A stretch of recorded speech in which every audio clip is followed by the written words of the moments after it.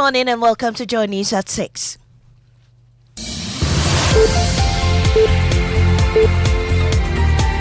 The news is live on Joy 99.7 and hits 103.9 FM in Accra. In Kumasi, we're on Love 99.5 FM and over 30 affiliates across Ghana's 16 regions, including Volta Premier Ho and Kekali FM Ho, Amenoveva Aplao and Lolonyo FM Ho. I get radio, TV, and online content on the myjoyonline.com interactive app for Android and iOS devices. Coming up, ECGMD and 8 others on the company's board face a 2-year jail term unless they can jointly raise almost 6 million Ghana cedis to pay off a fine imposed by the PURC for failure to publish a load management timetable. We have details of that, plus take you to the Ashanti region where the Public Utility Workers Union condemned the arrest of its regional ECG manager, describing it as abuse of political office. It is a clear case of abuse of power, and we strongly condemn this kind of act by political office holders.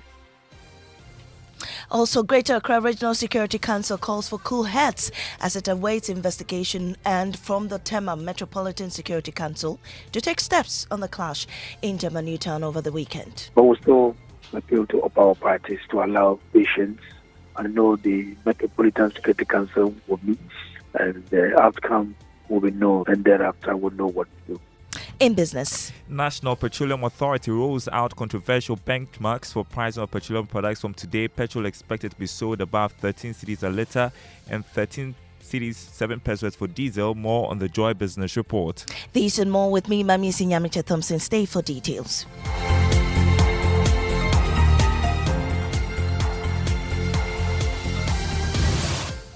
And in our first story, Managing Director of the Electricity Company of Ghana, Samuel Dubik Mahama, faces a possible 2-year jail term unless the former board chairman and 7 board members of the company can raise almost 6 million Ghana cedis to pay for the regulatory fine imposed by the Public Utilities Regulatory Commission, PURC, by the 30th of May this year. The fine imposed and served on the company yesterday follows the ECG's failure to publish and notify electricity consumers of planned outages between January and March 2024 as required by law. My colleague Maxwell Akbakwa joins me with details of the orders released by the PURC last night. Now, Maxwell, first, give us a breakdown of this charge against the individual board members of the ECG. Well, Mamisi, Order 2.3 of the PURC directives issued last month directed the ECG to submit information related to outages attributed by ECG to some 630 overload transformers during peak hours between January and March 2024.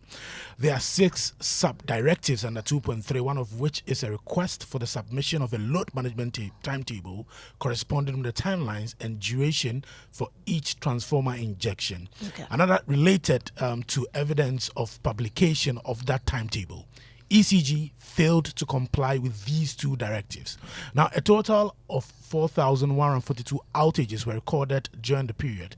In 163 instances of those outages, the ECG did not comply with the law requiring it to inform consumers at least 3 days before the outage. The company was fined 5.868 million Ghana cedis. However, the Commission determined that having regard to the nature of ECG's ownership and business, the imposition of the penalty of 5.868 million cedis on ECG would be counterproductive, as payment from ECG's revenue would have a rebounding adverse effect on quality of service and consumers who pay tariffs to the company. Therefore, the fine has been transferred to the board members, who will be required to pay for this personally or face a jail term of up to 2 years. So, Maxwell, who are the members of the board?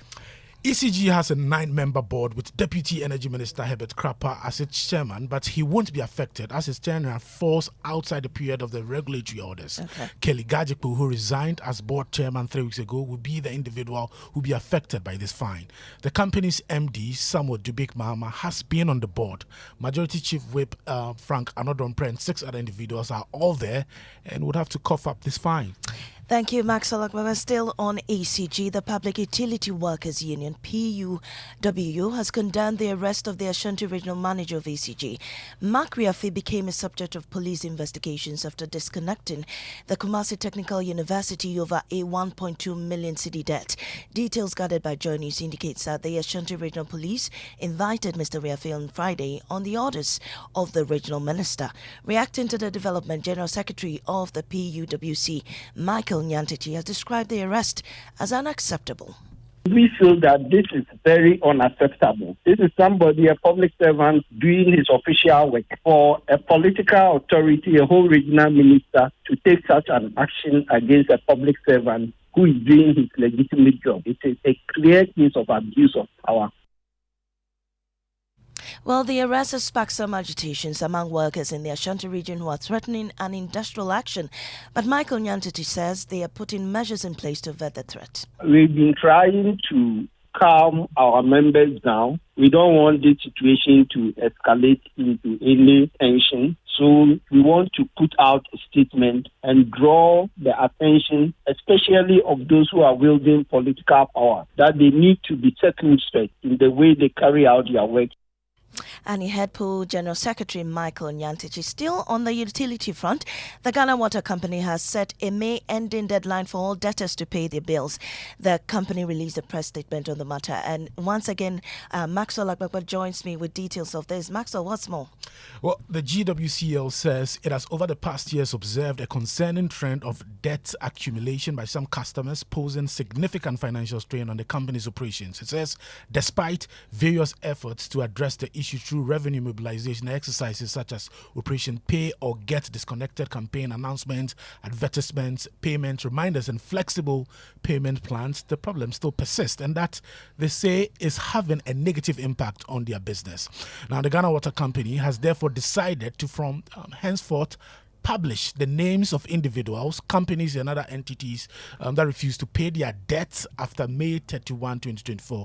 They say they will also take legal action against persons and companies that remain adamant despite all these efforts. Thank you, Maxwell. Now, away from that, the Greater Accra Regional Security Council says it is closely monitoring the recent clash in Tamanutan that tragically resulted in the loss of 2 lives during the Plateau Festival. The youth alleged the men died from gunshots fired by personnel of the Eastern Naval Command. Regional Minister-designate Ni Kwate Titus Glover says the council will soon consider a report from the Tema Metropolitan Security Council. But I was saddened when I saw those gentlemen there. Pleaded with them that what has happened was an unfortunate incident. Therefore, they shouldn't take the law into their own hands.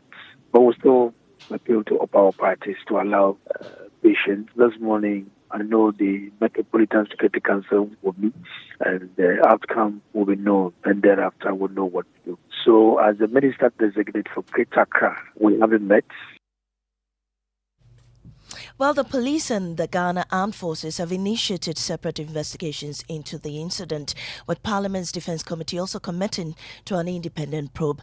Despite these efforts, Dr. NHIA Kwada, Executive Director of the Bureau of Public Safety, remains skeptical about the potential for real reforms for state security personnel. Away from that, the High Court in Accra has issued a bench warrant for the arrest of the Director General of the Criminal Investigation Department of the Ghana Police and the Director General of the Legal and Prosecution Unit of the Police Service. The arrest orders were issued following the persistent failure of the two to appear in court to answer for alleged contempt charges.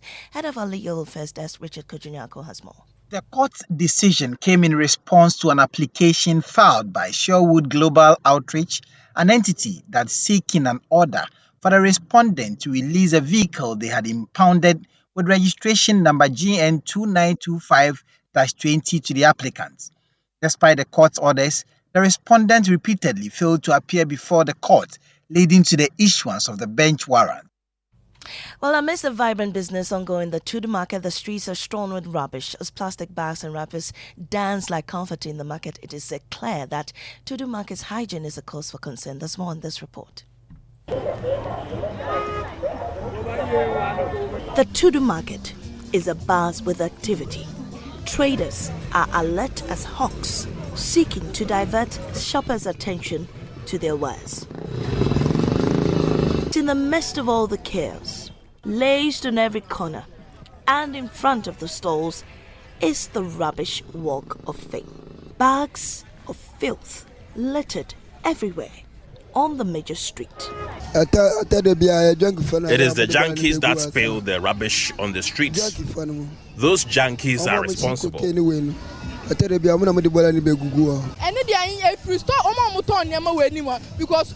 store owners are responsible for the filth in the market. What they do is, at the end of business, they push all their rubbish out on the streets.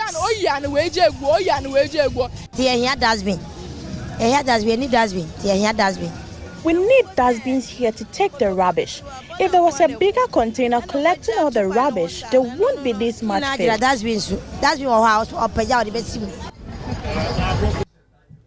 And that was Filth Exhibition, bringing us to the end of the bulletin. In our top story, ECG MD and 8 others on the company's board face a 2-year jail term unless they can jointly raise almost 6 million Ghana cedis to pay off a fine imposed by the PURC for failure to publish a load management timetable. I am Amia Sinyamacha Thompson. Business is next on the Super Morning Show.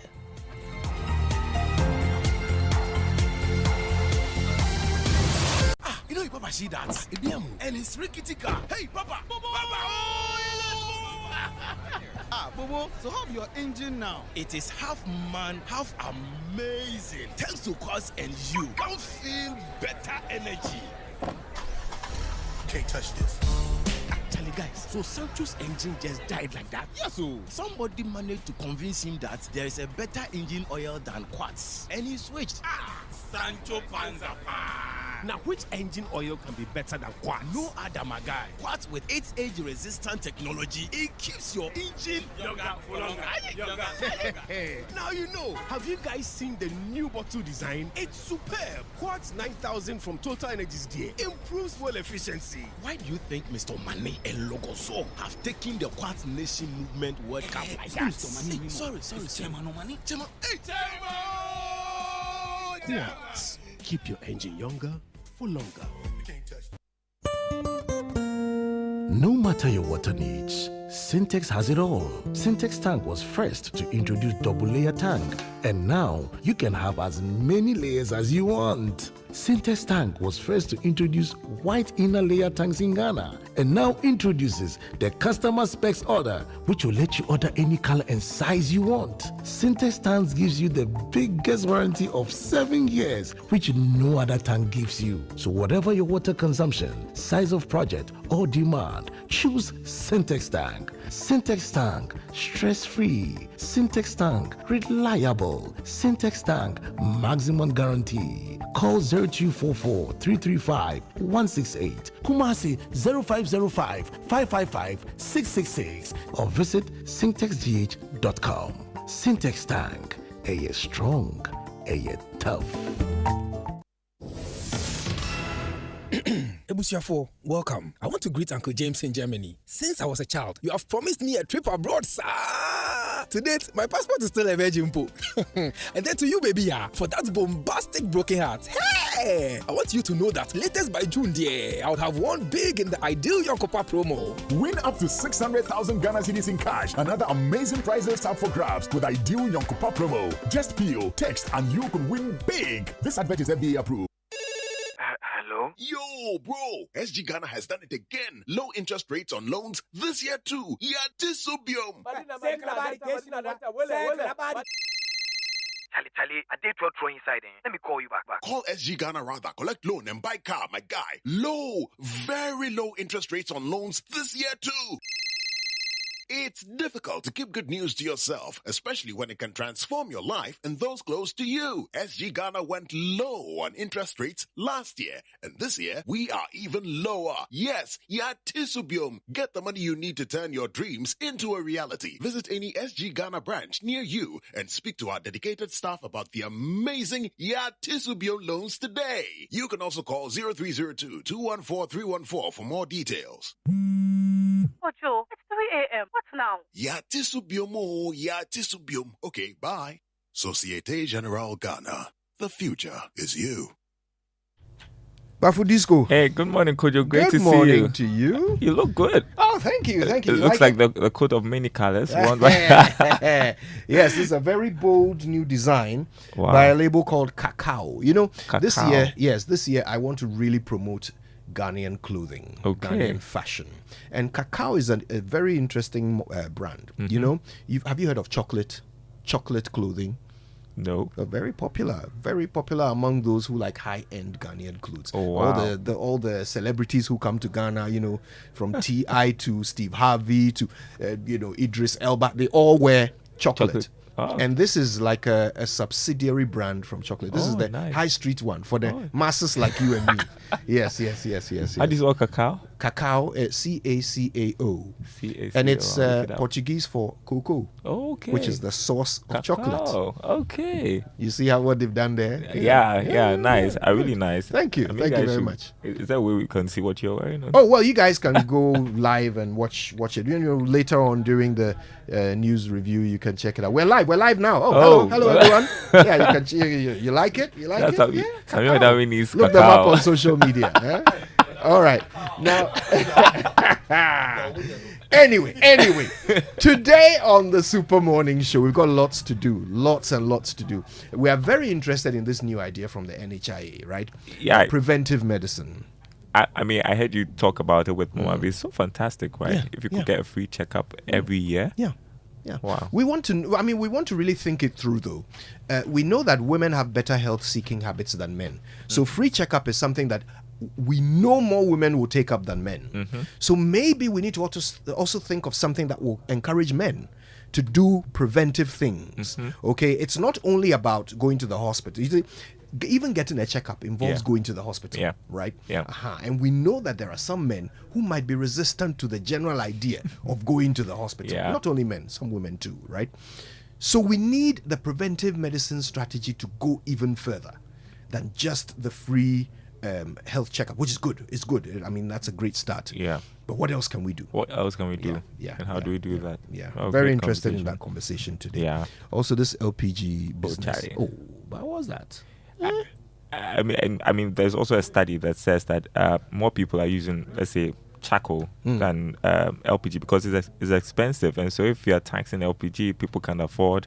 They'll just move back to charcoal. Yeah. And we are hearing that since 2021-22, when the numbers for LPG peaked, they've actually started coming down. Because people are now going back to charcoal. Yeah. I mean, the thing is just not economical. It doesn't make economic sense to them. So they are going back to charcoal, which is unfortunate for our environment, and for our own livelihoods. This was such a great plan, and they are using tax to spoil it. Charlie, if the taxes were used for something that would see and say, hey, it's working. Who understand? Yeah. But, I mean, some big component of the tax is even going to private businesses in the value chain. Those who want to now come and set up bottling plants and all that. We are paying tax for them to do this. Yeah. Charlie, some way. Anyway, the 6 a.m. news was brought to us by Total Energies. Total, we go the extra mile for you. And Millennium Insurance, your trustworthy partner. Which means it's time for the Joy Business Report by the kind courtesy of Omni Basic Bank at your service.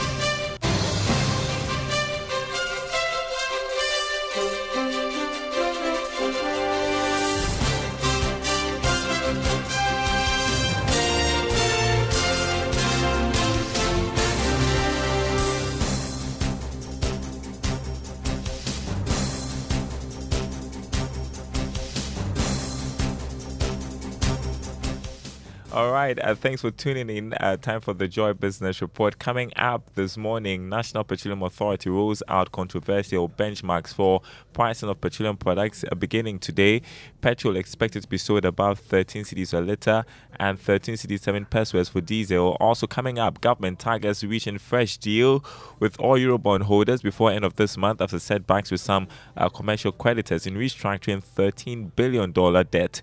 Meanwhile, annual IMF World Bank spring meetings formally opens in the US as Ghana and other African countries push for more support from the Bretton Woods institution. Later, the Ghana cedi returns to loss trajectory as it depreciates by 9.65% to the dollar since the 1st of January.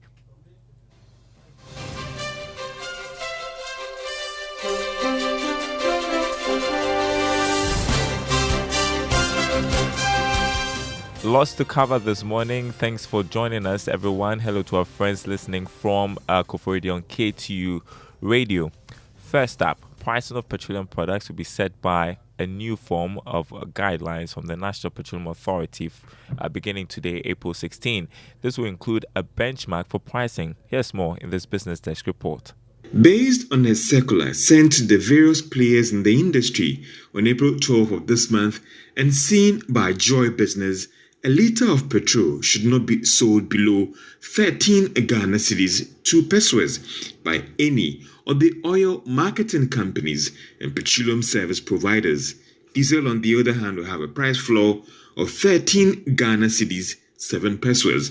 A kilogram of liquefied petroleum gas should also not be sold below 10 Ghana cedis 52 pesos. These new set of guidelines will also allow the various players to determine their own margins. The circular also reminded the players that the new pricing guidelines that were introduced from the beginning of this month would also allow the oil marketing companies to review prices every day.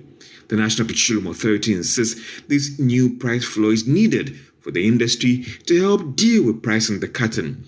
They are going ahead to introduce this new formula despite opposition from some players in the industry. Now, the Ghana cedi returned to its loss trajectory last week as it has depreciated by 9.65% to the dollar since the beginning of the year. This is despite the Bank of Ghana's intervention. The central bank auctioned $20 million to the bulk oil distribution companies at a forward rate of 13 cedis 23 pesos to a dollar. Here's more. The local currency shed 0.19% in value to the American greenback last week. It also weakened 0.90% to the pound, but closed with a 0.1% gain against the euro. Ghana and officials of the International Monetary Fund on Sunday reached a staff-level agreement on the second review of the $3 billion extended credit facility. Analysts see the move as a positive step towards receiving the planned $360 million funding. However, the board approval and the fund disbursement depend on the country reaching an agreement on a memorandum of understanding consistent with the $5.4 billion official creditor restructuring agreement reached in January 2024. The country could not also reach a debt restructuring agreement with two of its international bondholder groups. Analysts believe while the IMF board approval is not contingent on the debt rework, the current development may lead to renewed market uncertainty, prompting investors to lean towards safe haven assets. Associate Professor of Finance at the University of Ghana Business School, Eliklim Agboyo, has urged government to improve its external reserves to cover imports of at least 12 months of shocks and protect the local currency from a free fall. The cedi, which has depreciated over 9% year to date, faces the risk of further losing value to the dollar due to mounting geopolitical tensions between Israel and Iran. He spoke to Joy News. For me, critically, we need to improve our level of external reserves. Okay, currently it stands about 1.7 months of import cover. For me, that is dangerously low. Okay, even for individuals, the usual recommendation is that you should have at least income covering 6 months of your living expenses. So for me, our import cover level should be a minimum of 6 to 12 months import cover. If you ask me, it should be even minimum of 12 months import cover. That allows you to withstand global economic shocks. If you look at what happened during COVID-19, etc., countries with high levels of external reserves did not suffer as much as we did. Professor Eliklim Agboyo is Associate Professor at the University of Ghana Business School. You're listening to the Joy Business Report. Now, government is targeting a fresh deal with oil Eurobond holders before the end of this month. This after at least two of the commercial creditor groups rejected terms produced for restructuring of debts owed them. George Yafi has more from Washington, D.C. in the U.S.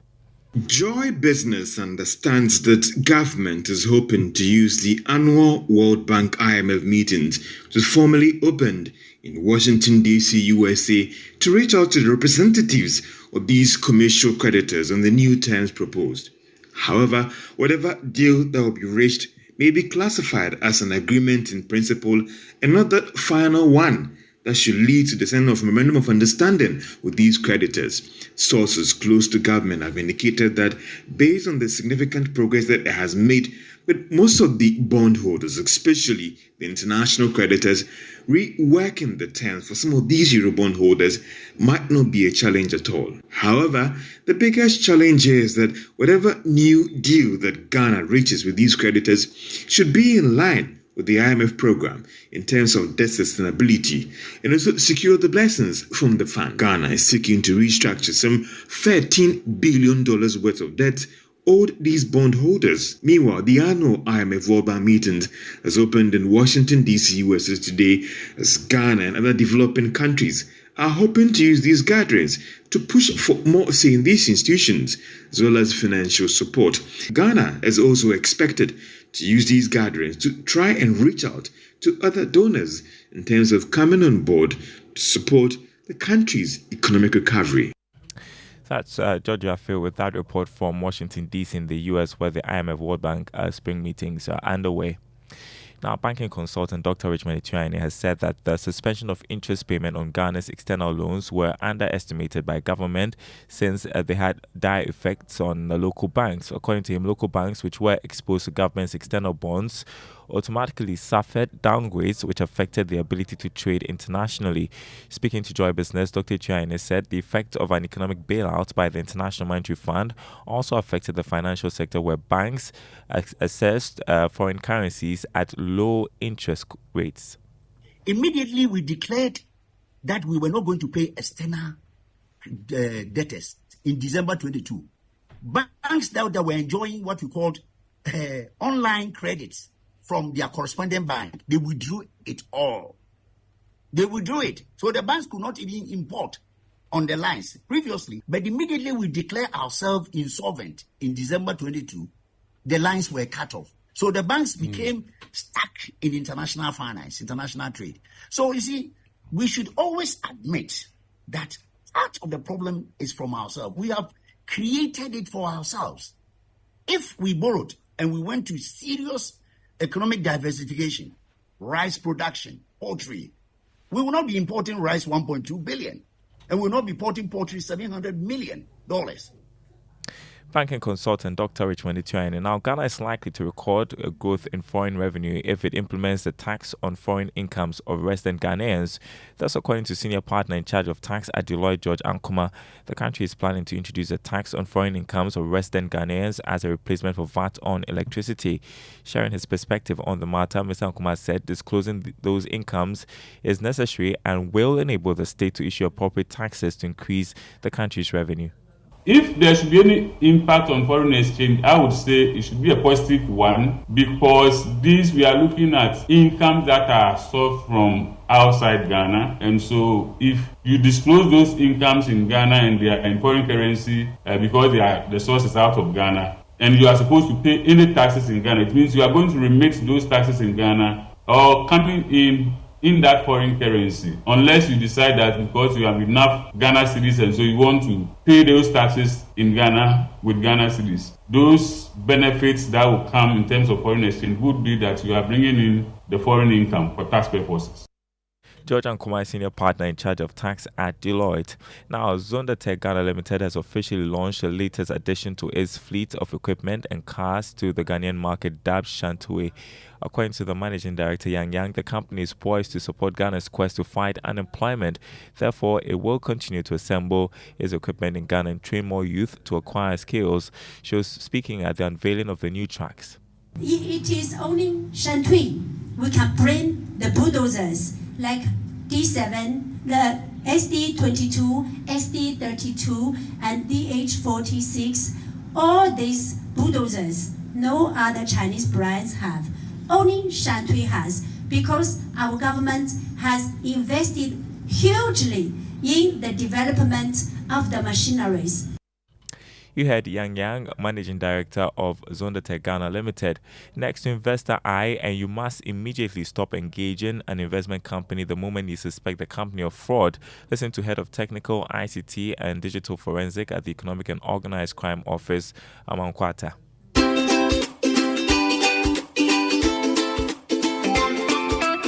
When someone feels they have received an investment message, that could potentially be a scam.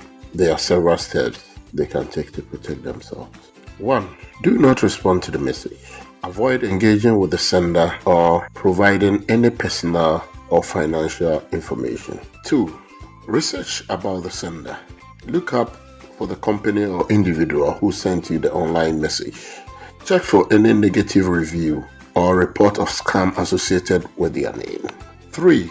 Verify the information. If the message claimed to be from a reputable organization or financial institution, contact them directly through their official line. 4. Watch out for red flags. Be on the look for common signs of investment scam, such as they offering you guarantee of high returns with little to no risk. All right, that's the Investor Eye episode for today. Join us again on Thursday for another episode of Investor Eye. Before we go, let's check the markets for you. The dollar going for 13 cedis 48 pesos. That's on the retail market. The pound 16 cedis 70 pesos. The euro going for 14 cedis 28 pesos. On the commodity market, crude oil trading at $90 a barrel. Gold open trading at $2,387 an ounce after gaining more than $4. Cocoa increased by $84, selling this morning at $10,559 a ton. More news on our website, myjoyonline.com/business. My name is Daryl Kwar. Thanks for listening. The Super Morning Show continues with the man in many colors, with a coat of many colors. That's right. Cacao. Cacao, baby. Anyway, Kojo, you missed a lot yesterday because Uncle Ebu White came around. Ooh. He came with a package. My word. Jollof. No. And chicken. Fried chicken. Yeah. How did I miss that? You missed it. You missed it. It's not Thank fair. you, Uncle Ebu. We are grateful. People treat me sometimes. It's not We fair. like the treats and surprises. I will appeal. I will appeal this decision. Special appeal from Kojo Yankson this morning. Indeed. Yeah. It's great to be back. It's great to see you. And of course, I know you'll be listening in on all of these conversations. Yeah. So we'll catch up tomorrow. Yeah, we'll catch up. Nice one. Akpafu and the team return with more business news at 8 today on the Super Morning Show and on every major bulletin throughout the day. And then, of course, they've got their own at 1 o'clock. Yeah. Yes, I never missed that either. Right now, though, it's 6:32 and the backroom boys have done their thing. They've picked something great. Ty Trebet. Oh, Ty. Yeah, it never disappoints. This one is called Emmanuel.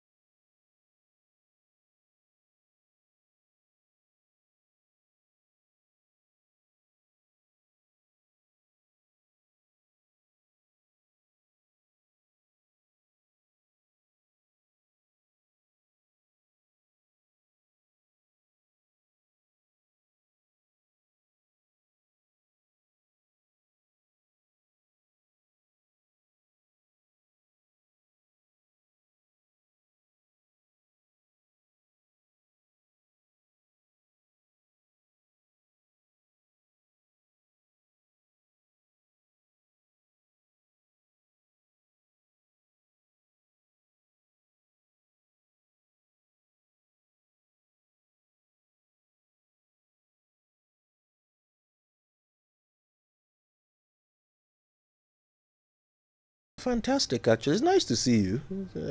Sometimes it's good to take a break from, your face. Actually. It's nice to see you. Yeah, it's great to have. It's great to to have to look at you. You don't know again. What you want to say again. I've said it. You see, if you just want to say nice things to me, you can't say it without all of the other. But I've finished saying it. Mama, how are you doing? Oh, I'm good, Raymond. I can wholeheartedly say that whenever I see you, I'm happy. Yes, this one that main man is struggling. So you're not happy to see him? Yeah, this one that the man is doing around. You have changed the spectacle Just again. tell him that you've missed him. Now the thing, but that's not what I wanted to the one that nobody wanted to use, you are using one, the round one. You know me, I don't feel who. Yeah, right. Of all the things you can do in this world, identifying with round frame. You think I'm identifying? Oh well. Anyway, yeah. Yes. Anyway, but I really suffered last night. I've not suffered from doomsday like I did last night. Mama it was terrible, did too, actually. Didn't she? Yeah. So right from like 6 or was it 4 p.m.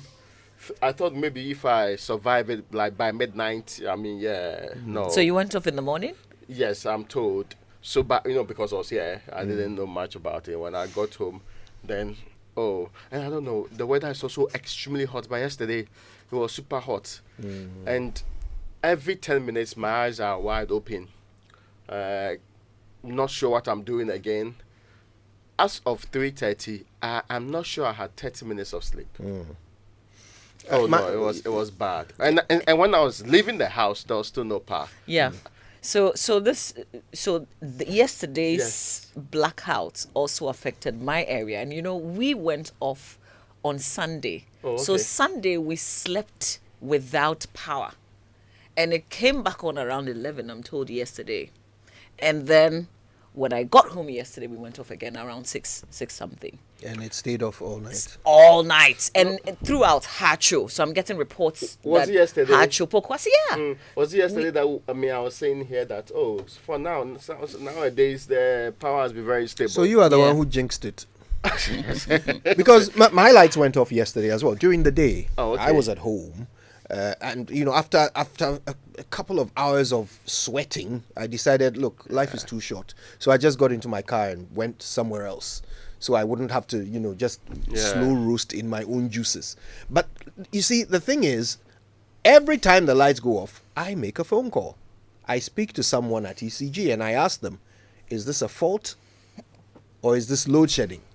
And they tell me the truth. Because these are technical people I call, not politicians. And they tell me the truth. It's from Gridco. So if it's from Gridco, then it's load shedding. Anambwa. Yeah, because it's obviously, if it's not one of those cases where you say, Gridco has a plant or a generator, someone has a problem. But even then, when a generator has a problem, it means they must shed load. Yes. Isn't that what it means? The idea of load shedding is the one that you time it properly. You put a schedule to it and all of that. But I don't buy into that. I just political think that definition. the Ministry of Energy, the ministry is going too far now. I remember during the Mahama era when we're experiencing it's getting worse by the day. We had a spokesperson even at the ministry who would speak and explain matters to us. I remember. Do you remember Mr. Engineer Mona? Yes. His name is still in my head. He used to be at Gridco. He used to speak. William Amuna, yes. And they used to explain the situation to us. It is highly unfair. And I think that maybe the ministry is obviously missing something. You have a duty and you have a responsibility towards the citizens. You can't just be taking our power off all the time. We sleep for hours. And when they ignore the people, they think it's okay. You do not communicate. Like, I don't even get it. It's so wrong. It is so wrong. And I think the presidency should step into this matter. It is really wrong. We thought there was a meeting. That's what they told us, that there's been a meeting and that they have met the power sector players and that they have settled them. The president. You said the president was in that meeting. Listen, it is so painful. Yeah, it is extremely unfair. Listen, if Kokomlemle, so imagine, because what they are doing now is to just take larger portions off. And if businesses are not working, it means that it would have an effect. It will have a toll on the business. People will begin to be laid off. It is so wrong. Look, as for the presidency, I don't expect much from them. They keep signaling some sort of... I'm still hopeful. Some sort of checking out. It's not logical to be hopeful anymore. in this particular presidency. They just have nothing to lose, so they don't seem interested or vested in any positive outcomes. It doesn't seem to make a difference to them anymore. But the minister, that is the one I was coming to. That's the one I don't understand. So because at this rate of failure from the energy minister, he's either going to tank his own chances of becoming running mate, or he will tank his whole party's chances of winning the election. If he actually succeeds in becoming running mate, that one of these two outcomes is almost certain at this level of failure, and people are personally affected by this anger, this frustration Mama B is showing. It's not an individual thing. It's not right. It's not right. We gave you the power.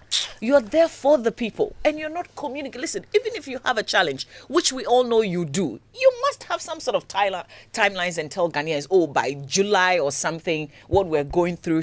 You are not talking. You're not saying anything. But what you are expecting, that's what you get from people who either want to or can solve the problem. But when they don't want to, or they can't, or both, then you get this. You get this attitude. You get them telling you that you wish evil on the nation if you ask for a timetable. That's what you get. Well, let's get into our Drive Safe campaign. I really hope that we will come back to this subject. Yeah. And it's brought to us by Joy News and Multimedia Group. It's supported proudly by Toyota, superior quality, and Imperial General Assurance, solid protection. So today our tip says, think safety first. Avoiding aggressive and inattentive driving tendencies yourself will put you in a stronger position to deal with other people's bad driving. So please leave plenty of space between you and the car in front. Always lock your doors and wear your seatbelt to protect you and your family. Please drive safe. All right. And it's drizzling. It's drizzling. Oh, yeah. Here, around here. I mean, of course, in some other places, I understand it's not drizzling. But yeah.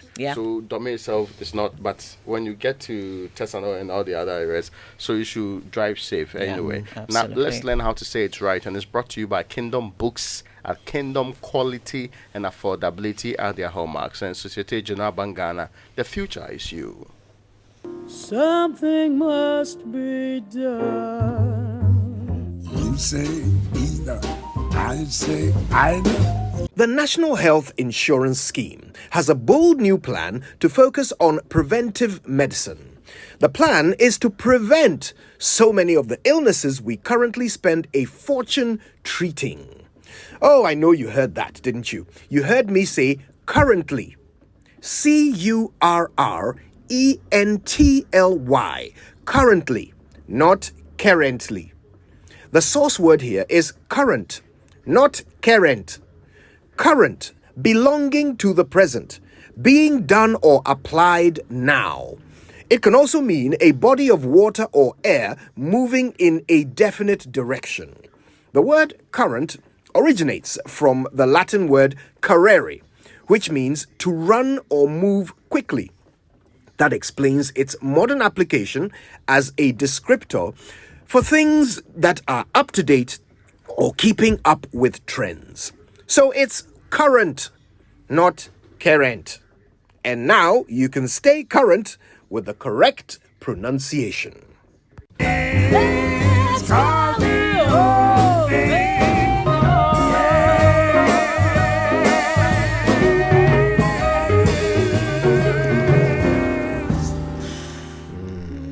Raymond is suggesting that the difference is out a certain of the practice source of his. A certain practice of his justifies the wrong pronunciation. But we will not give it oxygen. Amen. I'm just saying that it's the source of the power that determines the pronunciation. Yes. Please let us proceed. The news review is brought to us this morning and every morning by Syntex Tank, a strong, a tough, and Access Bank. Access Bank, more than banking. Now, let me start with the Daily Guide. And it's reporting this morning, the President launches National Service Policy and arrest drivers charging illegal fees. Somebody said they'll scrap National Service. Somebody said that, didn't he? Yeah, yes. Okay, well, but we have a policy now. Now, no new taxes. Are they not in arrears or something? Because I know that's personal. Oh yeah. Have not been They've been for. paid one of those months, but they've not cleared all of them. And they announced it big time. Yeah, to tell us that we paid you one of these months, so you should be rest assured the rest may come. Yeah. In fact, congratulate us. Yes, on for paying you. doing a lot of work. And arrest drivers charging illegal fares. That's also on the front page of the Daily Guide. No new taxes, Minister Finance is assuring, but at least the petroleum sector people are not happy with the latest development. LPG. Yes, they consider that a massive tax anyway. Wasn't it clever how they first took away a tax and replaced it with another one? Then they brought back the one they had taken away. Stabilization recovery levy. Then we all thought, no, say it didn't happen. Anyway, now December polls. Mahama promises military barracks in new regions. Yes, and there's NACOC staff arrested over cocaine smuggling. That is the Daily Guide reporting this morning. All right. The Chronicle is reporting Peter Tobo fires Interior Minister, accuses him of inciting chief inspectors and inspectors against the police administration. So this was a Facebook post, and it was in reaction to the Minister for Interior's comments when he met police officers at the police headquarters. He says, "Good news for you. I have told the IGP we shall compile a supplementary special recommendation list to the police academy." Now, Mr. Peter Tobu, who is a member of parliament for Wa West, also a retired superintendent of police, says that the comment lacks solid legal or policy foundation, raises concerns about its validity and potential repercussions within the police administration. But why does he feel it will turn some officers against the IGP? I didn't quite get that. I'm not very sure, but I guess if you grab and read on, you would have full understanding of that. There's also a reaction from the managing director of GCB Bank, Kofi Adomako. There's a picture of him on the front page. It says GCB Bank PLC does not owe government of Ghana according to management. Yes, and she had to tell her that the man had a picture on the front page first. Yes, I needed to emphasize that. The emphasis is mine. Aspiring parliamentary candidates. Yes, it can only be yours. There's an aspiring parliamentary candidate, I beg your pardon, who's donated an office to the Dadi Kutupong NPP. His name is Joseph Addo. And Raymond asked a while ago, so what if he loses? Well, it's a donation. Yes. It's a gift. Thankfully received. Now, the Daily Graphic is reporting this morning, Odo Basin encroachment hampers detention ponds project and Graphic SIC step up partnership. 50 years after National Service gets first policy. That story I brought you. But there's an interesting story. Judgment day for former Maslog boss, others today. The High Court is expected to deliver judgment in that case, which a former Maslog boss, Sedina Tamaklo Ationu, has been accused of causing financial loss of 90 million Ghana cedis to the state. At the last sitting, that's February 27 this year, the court, presided over by Justice Efiasewa Asariboche, Butwe spelled Botwe, directed both the prosecution and the defense to file their written submission by March 22. Ationu is on trial with Daniel Azim, a former operation manager of Maslock. They are facing 78 counts of conspiracy, stealing, unauthorized commitment, resulting in financial obligation. Mahavi, you go to court. Is she back? So, on February 24, 2020... We will know today. On February 24, 2023, the court granted an application by the prosecution to conduct the trial in the absence of Ationu after the court allowed her to go to the United States in 2021 for medical attention, but she has not returned since 2021. Yeah, she's enjoying the attention. I remember those who stood surety at some point. Yeah, they were almost being held. Asked to produce her. Or but I guess we will get to know today. So it's a big court day today on this matter. Yes. It's such a huge embarrassment, isn't it? To be accused of, embezzling, the courts try to hold you to account, and then you disappear. You take permission to go for medical treatment, and then you don't come back. So essentially, you've absconded, right? I mean, isn't it embarrassing? Like, how does your family see you? Yeah, I've not heard from her, so maybe she's still getting medical attention. Yeah, you never can tell. Anyway, We'll see how it unfolds. Okay, so listen. In fact, I'm glad we've gone through the headlines, because I want us to spend a few minutes on this electricity thing. Okay, I made the point that, look, Mamavi is not the only one who feels the frustration of this. I mean, it never ends. It's back, and now it seems to be back on a much larger scale, because larger swathes of the city and the country seem to be switched off at a go. Listen, we want to know how this is affecting you. All right, whether it's a business you're running which you just can't seem to operate because the lights are not reliable, or whether it's private property, personal property that is getting destroyed because you never know when the power is going to go off, or whether, like me, you are losing thousands of cedis worth of medication on a daily basis. Let's talk. Call us 0302 216 541 or 055 1111 997. The beautiful thing about this show is that it's yours. It's your opportunity to talk to the people who are not doing what you need them to do. The people who you have appointed and you have paid to do a job, who are doing it poorly. This is your chance to talk to them.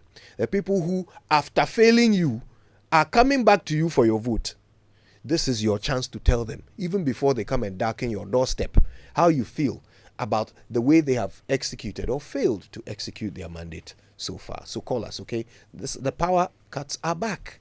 They are back, in spite of several people assuring us that it was over. Even Raymond was convinced yesterday. Oh, that, yeah. I was, because for some time I felt, there was massive progress along the line. But after last night's own, if it is not one of those extraordinary situations, then the situation just got extremely worse. Because those days I could count on, let's say, 6 hours off, then they will give me a few hours, then they will take it. I mean, that kind of arrangement was there. But this one, basically throughout the entire day till this morning. Yeah. Richard is in Abokobi. Hi, Richard. Good morning. Morning, sir. My brother, have you been affected? Really? Yes. I just had a call from my wife who just got to the shop. Kaswa market days are on Tuesdays and Fridays. That's right. So she got some frozen fruits there on Friday. As she got there, the thing come back. See, I just had a call just a few minutes ago before I heard people discussing the issues. Wow. So we are pleading with them. They should come up with a timetable. Thank you, Richard. Thank you. I mean, that's real cost there. Real cost. To somebody who's already struggling because you've led the economy into a ditch. Gabriel is on the line from Sogakope. Hi, Gabriel. Good morning. Good morning, Kojo. It's been a while. It has, Gabriel. It's good to have you back. Yes. I've got some days I've not heard from you on radio. Yes. Sami Odami made me take a much-needed break. That's beautiful. That's beautiful of you. Yes. Yes, Kojo, thank you very much for this morning. Kojo, sometimes when you look at the situation, you don't know what to say. We are calling for a timetable for us to plan our activities, but still, they refuse to give a timetable. At least the very people in this country are saying that please give us timetable for us to plan to how we go about our activities. Sometimes you go to school, we come back, your things are all melt in the distance, in the fridge. Please, Kojo, we are waiting for 7th December. We have to vote these people out of power. Let us give back the country to John Mahama for us to have peace of mind in this country. Thank you very much. Well, thanks for calling, Gabriel. Yeah, is in Odoko. Hello. Kojo, good morning. Good morning. I knew it was you, Auntie. I'm really sad, and I'm even crying, Kojo. It's serious. Hello? Yes, we're listening. It's serious. I'm even crying. Since yesterday, Kojo. My food, you come and look at my food, the soup that I've cooked, my fish and everything. I have to throw it away. What kind of life cry are we in? And I don't blame the politicians. They have this, what do I call, generator. So they don't feel it, Kojo. They don't care. Why, did we vote for a case or what? It's too much. You come this morning. My food and everything, medication, I have to throw them away. What's going on? We'll go and queue and vote for you to come and enjoy. And the results that we get is to come and destroy our things. Once you are talking, they are warming up even to become, what do I call it, vice president. They don't care. They just don't care. God will ask them. Bye-bye. Thank you, Auntie. Thank you for calling. Let's go to Kaswa. Here's Michael. Hello, Michael. Michael, this is Michael from Kaswa. Yes, we know. Michael, what's up?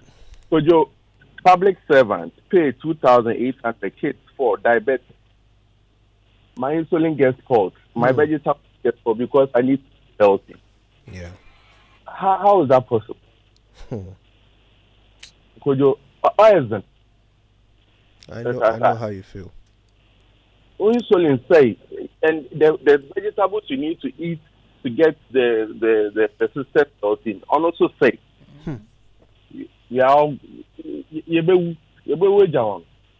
Michael, but thank you for calling us. And this is the reality I'm talking about. Okay, some of these conditions, it costs a fortune to manage them. That's true. It costs a lot. I won't lie. It costs a lot. Most of what I earn goes into keeping me alive. And then I put it in my fridge and you are going to switch off the light and not even tell me. It's almost like you want me to die. Fred is in Tema. Hi, Fred. Good morning. Hello, good morning. Good morning, my brother. Kojo, a big thank you for the job you're doing. Welcome back. Thank you, Fred. I'm sure Raymond and Winston miss you a lot. Oh, but I'm sure they do. Surprise. Kojo, today is my 50th birthday. No way, and the really? Oh my God, it's a doom so. So I'll forever remember Fred. this day because I slept in the dark. My wife did not wake up to sing happy birthday for me. My kids were, oh man, the hit was just something else. Oh, what a country. Oh, I'm Fred. so surprised that this man's 50th birthday package in Ghana, my motherland. Kojo, have a blessed day. Have a Thank you. blessed Bye. day, Fred. And happy birthday. Happy birthday to you. Oh, Fred, what a pity that your day has started in darkness. We have to remember Fred during the chaotic shouts. Fred from Tema. We have light. He should come here. Come to Kokomlebele. Yeah. Oh, dear. Let's stay in Tema. Hello, George. Hi, good morning. Good morning, my brother. Kujo and these people. I hope you are doing well. We're okay, George. I wonder if you can speak up a little bit for us. Okay. Thanks. Can you hear me now? Oh, yes. We can hear you now. Good. The frustration of Mama V is not her alone. I mean, she's not the only person in the hot seat. We are all going through this don't solve issue. You see, I don't know how to call it and how to call these people when they were not in power, when they were in position, and this thing was happening. They were calling the opposition, the government in position at the time that is now in opposition incompetent. So they say we should give them the law. And seriously speaking, the way they campaign, I thought they would turn Ghana into a golden city. In fact, we will go back to the Gold Coast. That people will come from wherever they are and come and look at Ghana and say, indeed, we are sitting on money and now we are making good use of the money. They said we should give them the power and they will do better. Look at what we are going through. Mahama's time, they give us time. I mean, they give us timetable to be able to plan. And so you know what time light will be coming and what time light will not be available. But now, it's like we are in the dark. We don't know what is going on. They've taken us to IMF several times. That we are, last time I heard it on the news that every individual, the money that we are owing. Meanwhile, when they were going to the IMF, they never informed me. We never sit down at the table to discuss about it. So, what can we call them? Are they competent? Is that the competent people? And look at what they are doing. You see, the current state that we are in now. Look at the performance of the Black Stars. They failed. Look at the performance of the ECG. They have failed. That is exactly the performance of the current government. They are a disappointed leadership, and I'm not expecting them to still be in power by now. They should just pick their bags and leave the office. We are suffering. What is this? Good morning. Good morning, George. Thank you for sharing. Joseph is in Nalerigu. Joseph, good morning. Good morning, sir. Is it as bad in Alerigu as it is in Accra? The same thing everywhere. Yes, you just be there and the lights will go off. So you will not be aware when they will turn off the lights. So it's like they're just doing it anyhow. So we don't know how to even plan for our daily lives. So it is bad. We should know when the lights will go off and when the lights will come, so that we are able to plan for our daily activities. We are pleading with the government so that they do it as we also want. Because you can't pay for something that you need and you will not get it how you want it. We are pleading. It's very bad. Thank you, Joseph. We appreciate your call. All right, let's go to Afienya, a bit closer to home. Hello, Bismarck. Yeah, good morning, Kojo. Good morning, my brother. We spent the whole night in darkness today, and I'm wondering why we have all these engineers who have been past chief executives at VRA, and we cannot put this on the board of ECG and Gridco, and we appoint political appointees on these boards, and we are messing up ourselves like this. The other issue that we seem to appoint smart guys to manage places instead of appointing intelligent guys to manage our institutions for us. Thank you very much. Thank you, Bismarck. Well, there is a difference between a smart guy and an intelligent guy, isn't there? Yeah, one of them is looking out for himself. Okay, Chidiak is in La. Hello, Chidiak. Yes, Kojo, welcome. Thank you, my brother. Yeah, a government that has been given enough generation. They have gas plants built for them. Everything, even they've given them money to develop their transformers. All this, the end result for Ghanaians is doomsday. Citizens in a country that are hypocrites, this is what they get as a return. Up to now, look at how Ghanaians disturbed Mahama when he was in power. Today, we are getting doomsday and everybody is quiet. Nobody is talking. We should be quiet. We shouldn't be talking. Bye. Well, to be fair, I don't think everybody is quiet. Before you called, about 9 Ghanaians called us, and they were just as disturbed as you are. So I don't think they are quiet. Their voice will be heard. Daniel is in Tema. Hi, Daniel. Good morning. Yeah, good morning. Thanks for calling. Yes. Not long ago, we were just asking for a common thing, a common timetable, just that we can plan our life. And they are not willing to give, all because these same people some time back, they stood somewhere, they gave it another name. Now we are giving them the same name, they don't want to accept. This is where our mother Ghana, we have gotten to. The country has gone back. Look, this administration, I always say that the only thing that is working perfectly, maybe it's STC, they are doing well. Apart from that, anything has been backward. Thank you very much.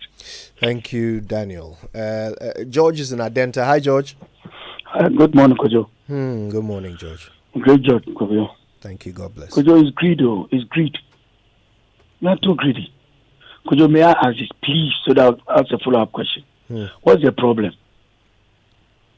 Hey, that's a big one. If I get through to Napo, no, Kojo, you in that saddle, I know you can tell me. My brother. I know you.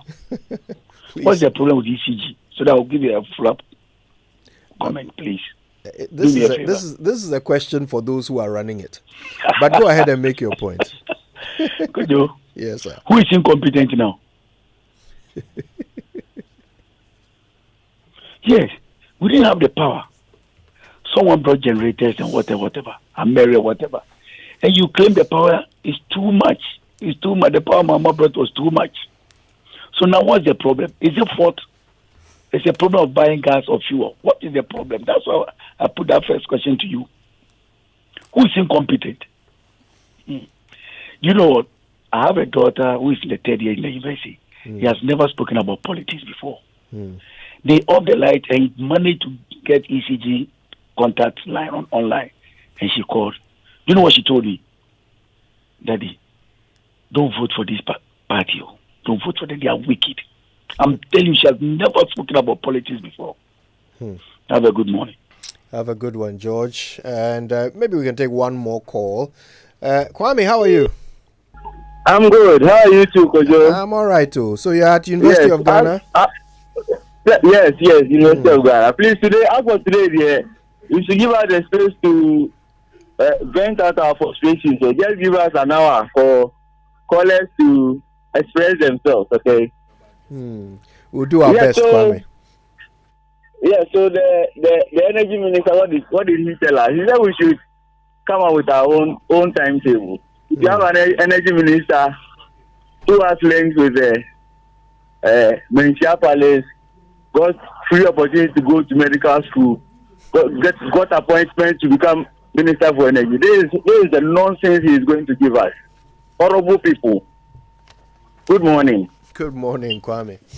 And thank you. Good morning, and thank you to all of you who called us. And look, I think at some point, if we have the opportunity, we should take a few more calls. Right now, though, I think we'll hold where we are. But the consensus seems to be clear, right? Nobody's happy about this. And, I'm wondering, so if the power is taken off by Gridco, do they think about the areas? Because we've got hospitals, we have businesses in different areas. We've got I have a seamstress who's been off for 2 days continuous. How does she work to make money to eat? We have electricians, we have air conditioner repairers, we have welders, we have people who rely on power to do their daily work. Do they think about how these people are surviving?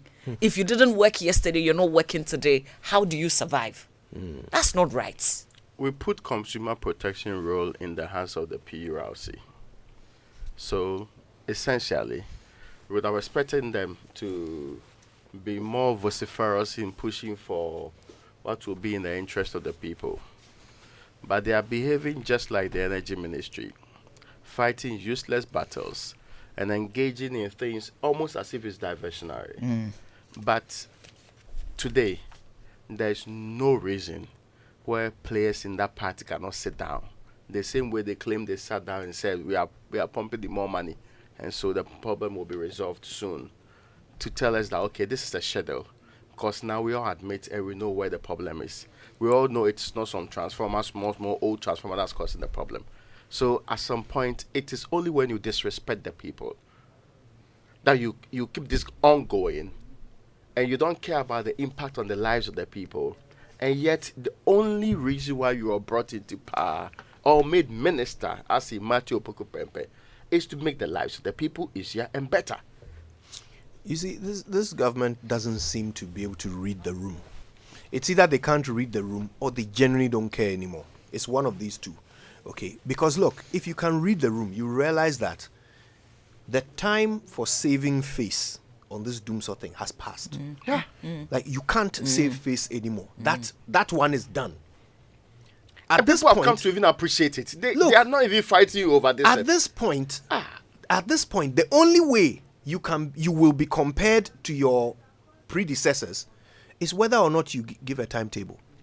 Because manage it properly. Yeah, because look, right now your predecessors are being hailed as superior to you. Because at least when they couldn't give us light, they gave us a timetable. And they gave us people who were talking and explaining the issues to us. But you can't give us light.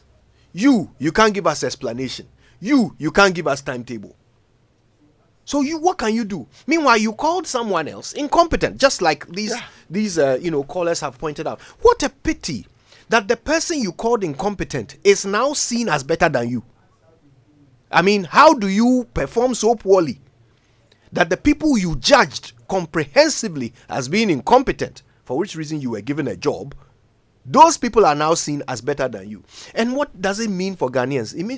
What choice do we have in December? When you go into the ballot box, what are you going to choose between? Incompetent and incompetent? I mean, really? It's sad. It's sad. And you asked this question about Gridco, right? And so what should normally happen if the system was working? And I'm happy to be corrected if I'm wrong. If the system was working, Gridco would tell ECG that, look, there's a shortfall, maybe 200 megawatts we can't provide. ECG would then determine which area to switch off to make up the 200 megawatts. Because they've got the those transmitters in the various small areas, and they would consider businesses, hospitals, essential facilities. Yes. Now, for reasons that unfortunately my sources would deny if I put out there, so I can't. But for certain reasons, ECG is no longer adhering to that. Or at some point, at the time Gridco wrote to the minister, ECG was not adhering to that, right? They would get a notification from Gridco, there's 200 megawatt shortage, but ECG would not go ahead to switch off the areas, according to Gridco. So Gridco was being forced to switch off at their end, which technically was not a very good. Because I remember ECG said, they were not given enough notice. Yes, because that's how you can produce a timetable, isn't it? When you know in advance that maybe this week, for the whole week, Monday to Friday, the shortfall is 500 megawatts, then you can produce a timetable. But if they are telling you 24 hours before, what timetable can you produce? So you see that the institutions are not working together. And the person who is supposed to be overseeing them to make sure they do the job, he himself, Bobo, maybe he's too busy chasing the vice presidential slot. Just remove him. Put somebody who will concentrate on just giving us power. That's all. Or give him the slot and guarantee your defeat in the next election. Just give him the slot and guarantee your failure in December. So that we know he's no longer on the chessboard and we can find someone else to come and do the job. I've said that I'm hopeful. PURC. We're not interested in letters back and forth to ministry and whatever it is. Ensure that they do the right thing. PURC. Charlie, there's a minister. All these people who are not doing the right thing, the person who can ensure it is their minister.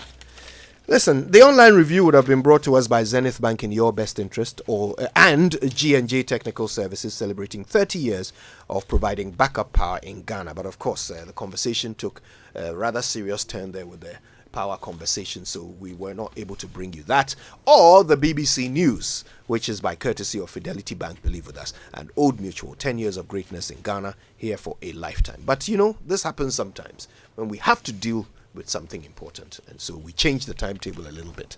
But the rest of the show continues as scheduled after these. Joy 99.7 FM. Okay, let's go. Let's go. Charles Akuma on full light. Anytime I force will be your light. Your light. Easy for you.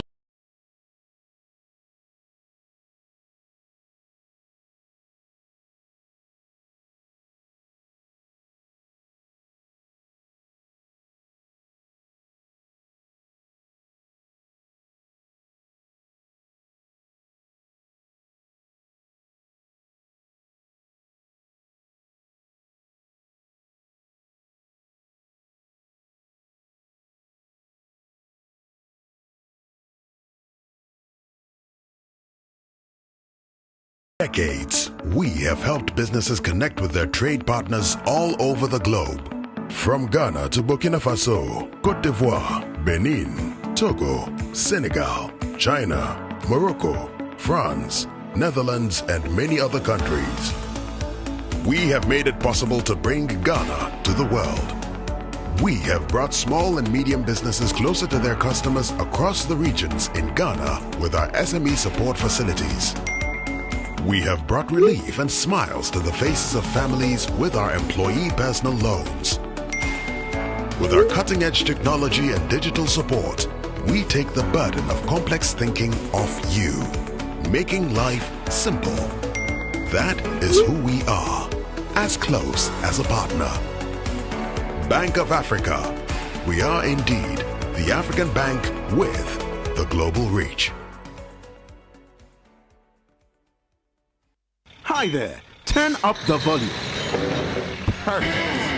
The International Concrete Conference and Exhibition, ICCX West Africa 2024, is happening on the 16th and 17th of April at the Grand Arena in Accra. Join us for the second edition of ICCX West Africa. Connect with more than 50 national and international companies from the cement, precast and concrete industries. ICCX West Africa 2024 will feature renowned keynote speakers and bespoke companies. Participation for concrete, precast and cement professionals is free. For further information, call Richard on 0263 777 320. To pre-register, visit ICCXWestAfrica.org. Platinum sponsors Gassam Limited and Keda Shawmaker. Gold sponsors Germany Trade and Invest and MC Barshemi Ghana Limited. Technology partner Siemens Ghana Limited. Financial partner Bank of Africa Ghana Limited. ICCX West Africa 2024 is organized by Ad Media GmbH in collaboration with the Delegation of German Industry and Commerce in Ghana. See you on the 16th and 17th of April at the Grand Arena, Accra, from 8 a.m. to 5 p.m. daily. Hello, Auntie Araba. Hey, Bugger, how are you doing today? I want to buy Pepsodent Cavity Fighter, but I don't have enough money. So what are you going to do? Can you give me the big size? You know, as for me, I'll pay the balance later. Today, no credit. I haven't sold much this morning. If you don't have enough money for the big size, why don't you try the 120 gram pack? There's a 120 gram pack? Introducing the new Pepsodent Cavity Fighter in 120 gram pack size. More affordable and convenient. Get yours today from any supermarket near you. Every smile matters. This advert is FDA approved. When the pain is too much, don't know what else to do. So hunam ya wuya, na wunya wunya. Rapina, will take the pain away. Rapina, mema wuya unajai. Rapinol is what you need. Rapinol will relieve you of all aches and pain in your body. Rheumatic pain, menstrual pain, body pain, toothaches, and other feverish conditions. Rapinol is a quality product from Danex Itin Starwin PLC.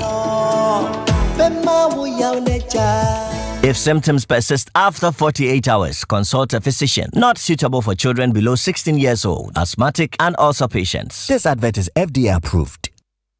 Are you tired of the daily commute to work during rush hour? Or maybe you're planning a girls' night out and need a reliable ride. Perhaps you need to deliver an important parcel and want to get there on time. Whatever your reason for commuting, Access Bank and Uber have got you covered. With Access Bank Visa card, you can now enjoy 30% off Uber rides. That's 30% off every ride. Use promo code Access Ride Savings to enjoy affordable, convenient, and cheaper rides even on a limited budget. Don't miss out on this amazing opportunity to save big on your daily commute. Visit our website www.ghana.accessbankplc.com or social media today to learn more and start enjoying and saving on your Uber rides like never before. Access Visa Card, the perfect partner for your Uber rides. Access Bank, more than banking. Ebusiafo, welcome. I want to greet Uncle James in Germany. Since I was a child, you have promised me a trip abroad, sir. To date, my passport is still a virgin po. And then to you, baby, for that bombastic broken heart. Hey! I want you to know that latest by June, dear, I would have won big in the Ideal Yonkopa promo. Win up to 600,000 Ghana cedis in cash and other amazing prizes up for grabs with Ideal Yonkopa promo. Just peel, text, and you could win big. This advert is FDA approved. Things are looking up on this side. When you upgrade to the enhanced GCB mobile app, you start doing more with ease. Create a GCB instant account easily and conveniently with your GCB mobile app and start sending and receiving funds. All you need is your Ghana card. Pay your bills, subscriptions, and fees to multiple merchants safe and secure. Charlie, tap the app. Open a GCB instant account and experience the recoded vibe. You're able to top up on all types of ECG prepaid meters with their special card readers and keep the power on. No worries, no stress. With GCB mobile app, you can also generate prepaid and virtual cards to use on ATM machines, POS devices, and for online transactions. Well, I pay my subscriptions and fees with my GCB mobile app conveniently. GCB mobile app. Download now from Google Play Store or Apple Store. Upgrade your style. GCB Bank. Your bank for life. wakes up bright and early, serving your premium morning radio show. The Morning Man. It's the Morning Man, Kojo Jackson. Coffee in your cup, enjoy on the set. The Super Morning Show is always the best on Joy 99.7 FM. Sudarito, Sufome Hadenono, Sigami Nibi, Timushishebi, Namabaya, Kabeji Medi.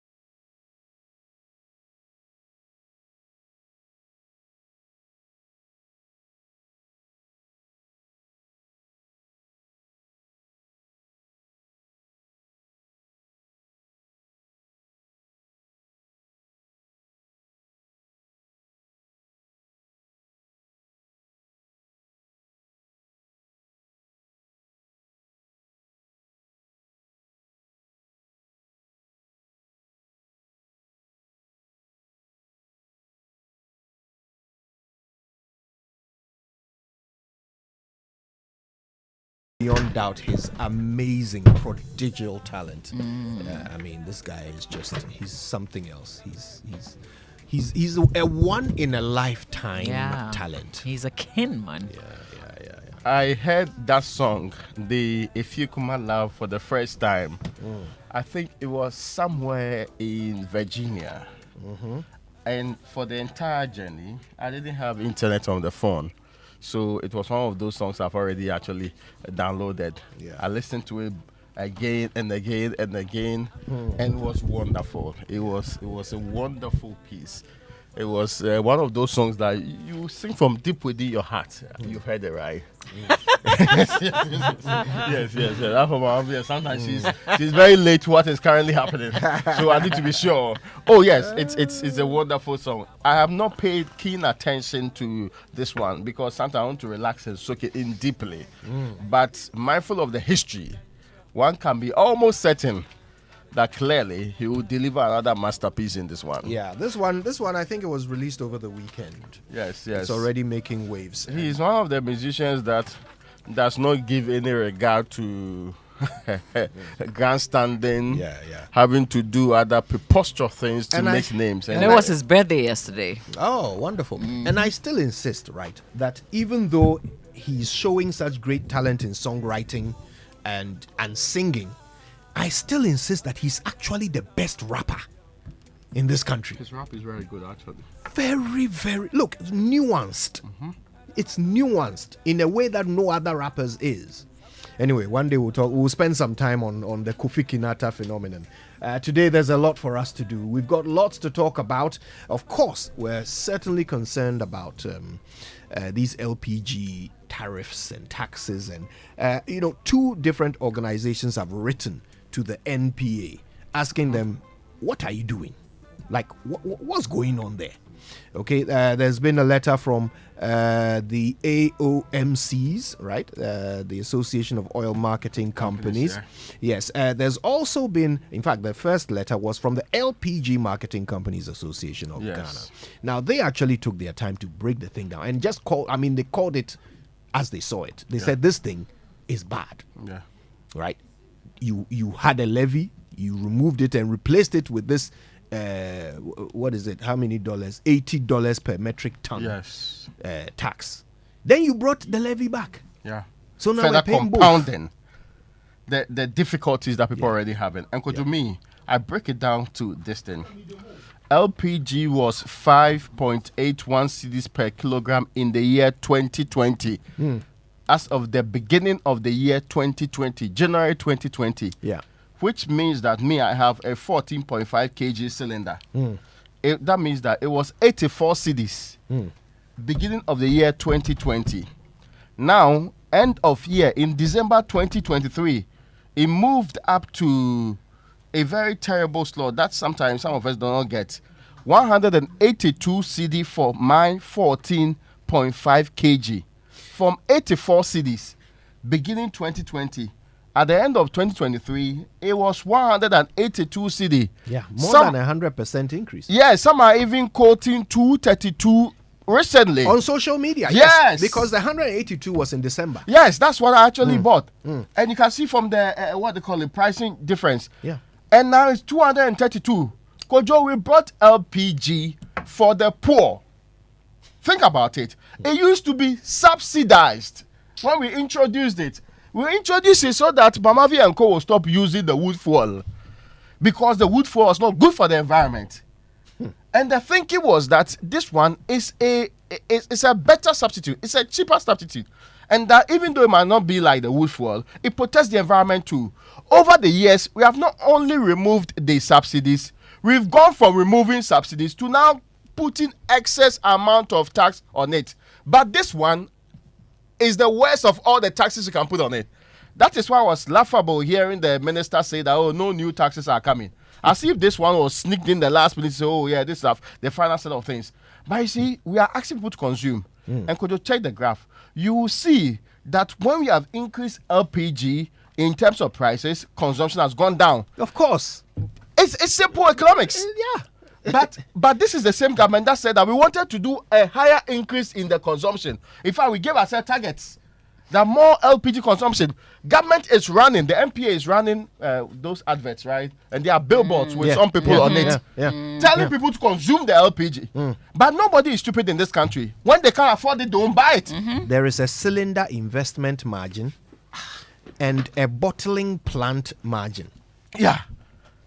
These are margins that will go to private businesses. Yeah.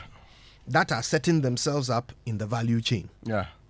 The new value chain. First of all, nobody asked you for a new value chain. That's you true. decided that there should be one. That's how you want to go. And you are saying that private people will come and fill in these gaps. So why are you taxing us to fund those private people? Why? And the Association of Oil Marketing Companies are asking questions about. They are saying that they were not consulted. You are going to tax me, a private business, to go and fund another private business. But you don't think I should know? I should have a say in it. They even want it to be explained. They want to know what the purpose of the margin is. So these taxes now, what are you using the money for? So you see, you're not working in isolation. You've got key stakeholders. Why must you implement something for stakeholders to come out and now be asking questions? I don't care about stakeholders. I care about the cost of the product. Because that's what we used to cook. That's why people are running the institutions. Then tomorrow, the food vendors will now say that because you are cooking in LPG, please, the food prices also go up. Then tomorrow we are discussing what they call inflation. Of course. I mean, sometimes I don't know whether the people who think for us, they have a different sort of thinking in this world. I said this. It's almost as if we're going backward, right? We're not moving forward. We're pretending to be. First of all, we have gone backwards. Okay, we have gone backwards. This IMF program, we all know that it's taken us about 30 years back in terms of our development. But even in the little things, the low-hanging fruits, we are retrogressing in them too. So who is doing a good job in this government? Are you wondering? Well, at least one person can come up for commendation. Dr. Abuaje da Costa, who is running the NHIA, has a radical idea to move NHIA spending heavily into preventive medicine. Other countries have done this with great examples. Finland, Singapore, Japan. The UK has started talking about this for a very long time. And in fact, they have even gone much further than us. Their NHS is over a century old now, Yes, isn't that's it? true. Almost a century old. And they are still looking at ways of improving it using preventive medicine. The idea is so simple. Instead of us spending the money to treat diseases, let's spend the money to prevent the disease. If the disease never happens, then we don't subject you to a lifetime of treatment that the state has to pay for. You know, most of us, right? And I don't say it with a lot of glee, but men, there's enough data to suggest that men, for example, if it's not pushing you down or kicking hard against you, there's no way you walk into a hospital and say, oh, no, do check up, okay? Even if your company insists, you'll find other reasons for why you will not have to do it. So you know. Oh, yes. Oh, it's true. We know. Yeah, because we saw problems. I am money that home. If we don't see it as a problem immediately, there are other problems that demands our attention. Yes. So but it's a terrible attitude. Very. So many people have discovered very late that they had terminal diseases and it really affected them if they knew earlier. They could have dealt with it. Yes. So no, health-seeking habits must change, and men are bigger culprits than women. Women tend to seek health, care services. So once there is a free health check every year, we can expect more women and children to take it up than men. So what else can we add to it to make sure that men also prevent? Because look, if I have to go to a hospital in order to get that preventive service, I'm not likely to. Most men are not likely to. If the thing is situated in a hospital, I'm not likely to access it. So we need to start thinking outside the box a little bit. These checkups, how can they be done in a way that will engulf men as well as women? I'm also thinking about the suppliers. This is a fantastic idea, really, but we all know that people complain that when they use their NHIS cards to certain facilities, they are not taken care of. Indeed. So some fundamental issues must first of all be fixed. We need to get that understanding. Otherwise, you walk into a lab and then they will tell you we don't accept the card. Well, these are all things we're going to be discussing this morning on the Super Morning Show. Don't miss it. Your health is at stake, and of course, the economy is at stake. We'd better figure out how to sort out these levies before they sort us out. Wake up to joy, joy, joy. Sunshine and joy in the morning time. Yeah. Wake up to the Super Morning Show. Yeah. Wake up to joy, joy, joy, joy in the morning. Yeah. If you're turning on your radio, go for some joy in the morning. On the Super Morning Show. Welcome to the Joy Super Morning Show. Yeah, and of course, we have exciting news for you. You can now get your OmniBasic Visa Classic debit card instantly at any of their branches across the country. Yeah, it's instant with new and improved features, contactless and verified by Visa. So why wait? Visit any of their branches across the country and get your OmniBasic Visa Classic debit card today. It's instant, it's secure, it's convenient. OmniBasic Bank, at your service. And a poorly maintained car engine can age faster. We don't wish that for your car. So listen, Total Energy specially formulated the Quartz engine oil with age resistance technology. It ensures optimal performance for your engine and improves protection against mechanical wear by up to 74%, even under extreme temperatures and pressure. So choosing Quartz from Total Energy is choosing the engine oil that keeps your engine running efficiently and effectively. Quartz, keep your engine younger for longer. Younger. I'm living it. I'm a living testimony. Yeah, younger for longer. Younger for longer. That's why you don't tell people you're over 60. Anyway, now. Because she's been drinking quartz. Yes. Now, the Pan African Payment and Settlement System, PAPS, is now live at Fidelity Bank. Imagine sending money to your loved ones or business partners across Africa instantly and in Ghana City. No need to fear the dollar.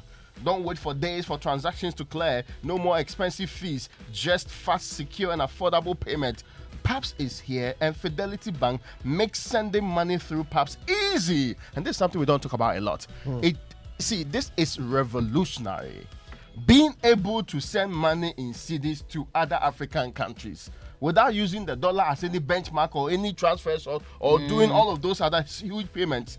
Visit any Fidelity Bank branch and start sending money across Africa instantly, securely, and affordably to Nigeria, Gambia, Liberia, Guinea, Sierra Leone.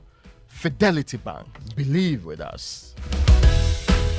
All right, don't forget, today at some point, you need to go to kingdomstoreonline.com and check out their quality office essentials, equipment, furniture, and stationery. You can order whatever you want from them, pay via Momo across all networks, and they will deliver to your home or office in very good time. If you're in Accra or Tema, you get free delivery. Terms and conditions apply. At Kingdom, quality and affordability are their hallmarks.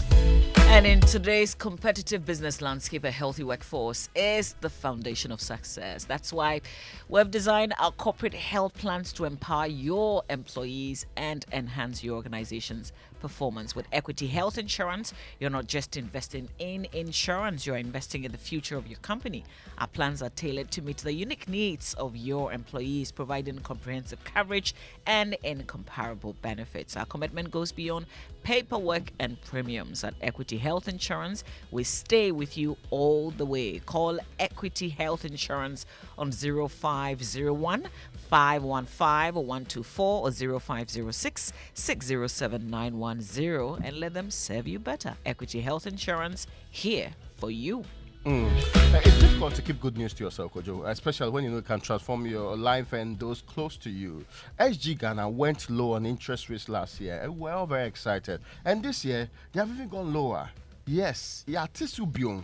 Are you an SG Ghana customer or on the Controller Accountant General's payroll? Then get the money you need to turn your dreams into a reality. Visit any SG Ghana branch near you and speak to our dedicated staff about the amazing Yatisu Byung loans available today. You can also call 0302 214 314. 0302 214-314 for more details. Offer runs till the 7th of June 2024. Terms and conditions apply. SG Ghana, the future is you. And if you're a Toyota user, well, get ready for a revolution. If you want your Toyota engine to function optimally, then there's only one choice: the Toyota Genuine Motor Oil. The Toyota Genuine Motor Oil has been rigorously tested and proven to be the best oil for your Toyota engine. It's specially crafted to keep your Toyota engine running smoothly and efficiently.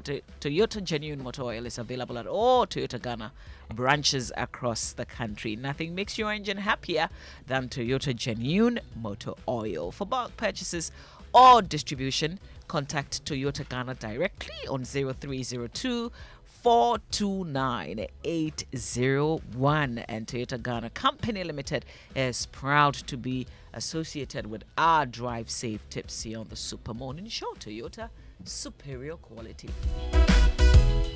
Now to the businessman, trader, and parents sending money to loved ones and business partners thanks to the Access Bank and PAPS partnership. You can now send money across borders hassle-free. Now you can send money to pay for goods and services, make business transactions, and cover school fees across Africa without worrying about the foreign exchange losses or delays. It's straightforward, secure, and keeps your mind at ease.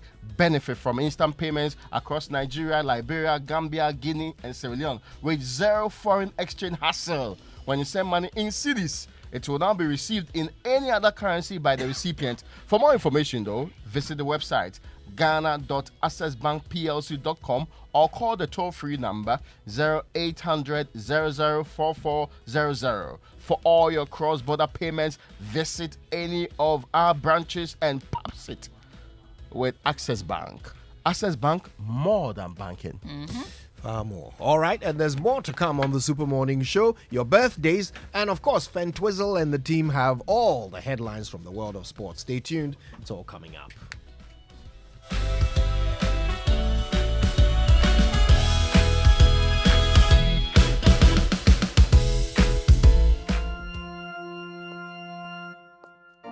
Imagine strutting into the most anticipated wedding of the year.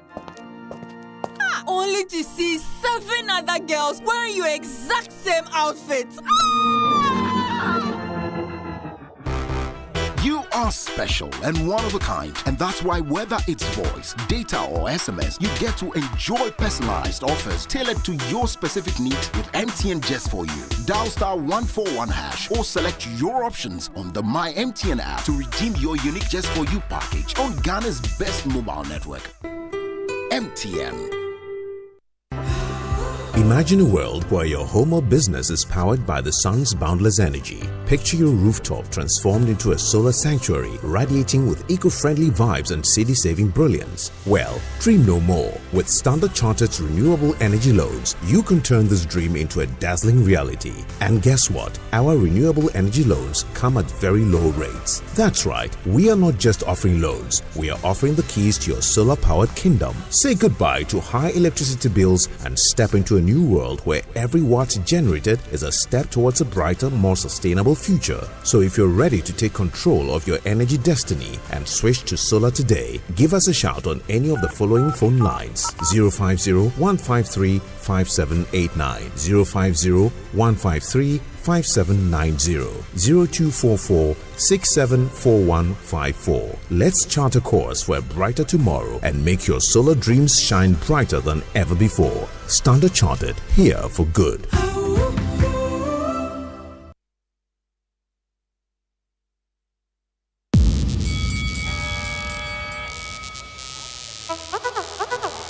Alrighty then. Well, normally our chaotic shouts would come at this point. Birthday messages brought to us by MTN. Everywhere you go. Bank of Africa, the African bank with global reach. Bank of Africa, as strong as a group, as close as a partner. But we will bring you those birthday wishes in a short while.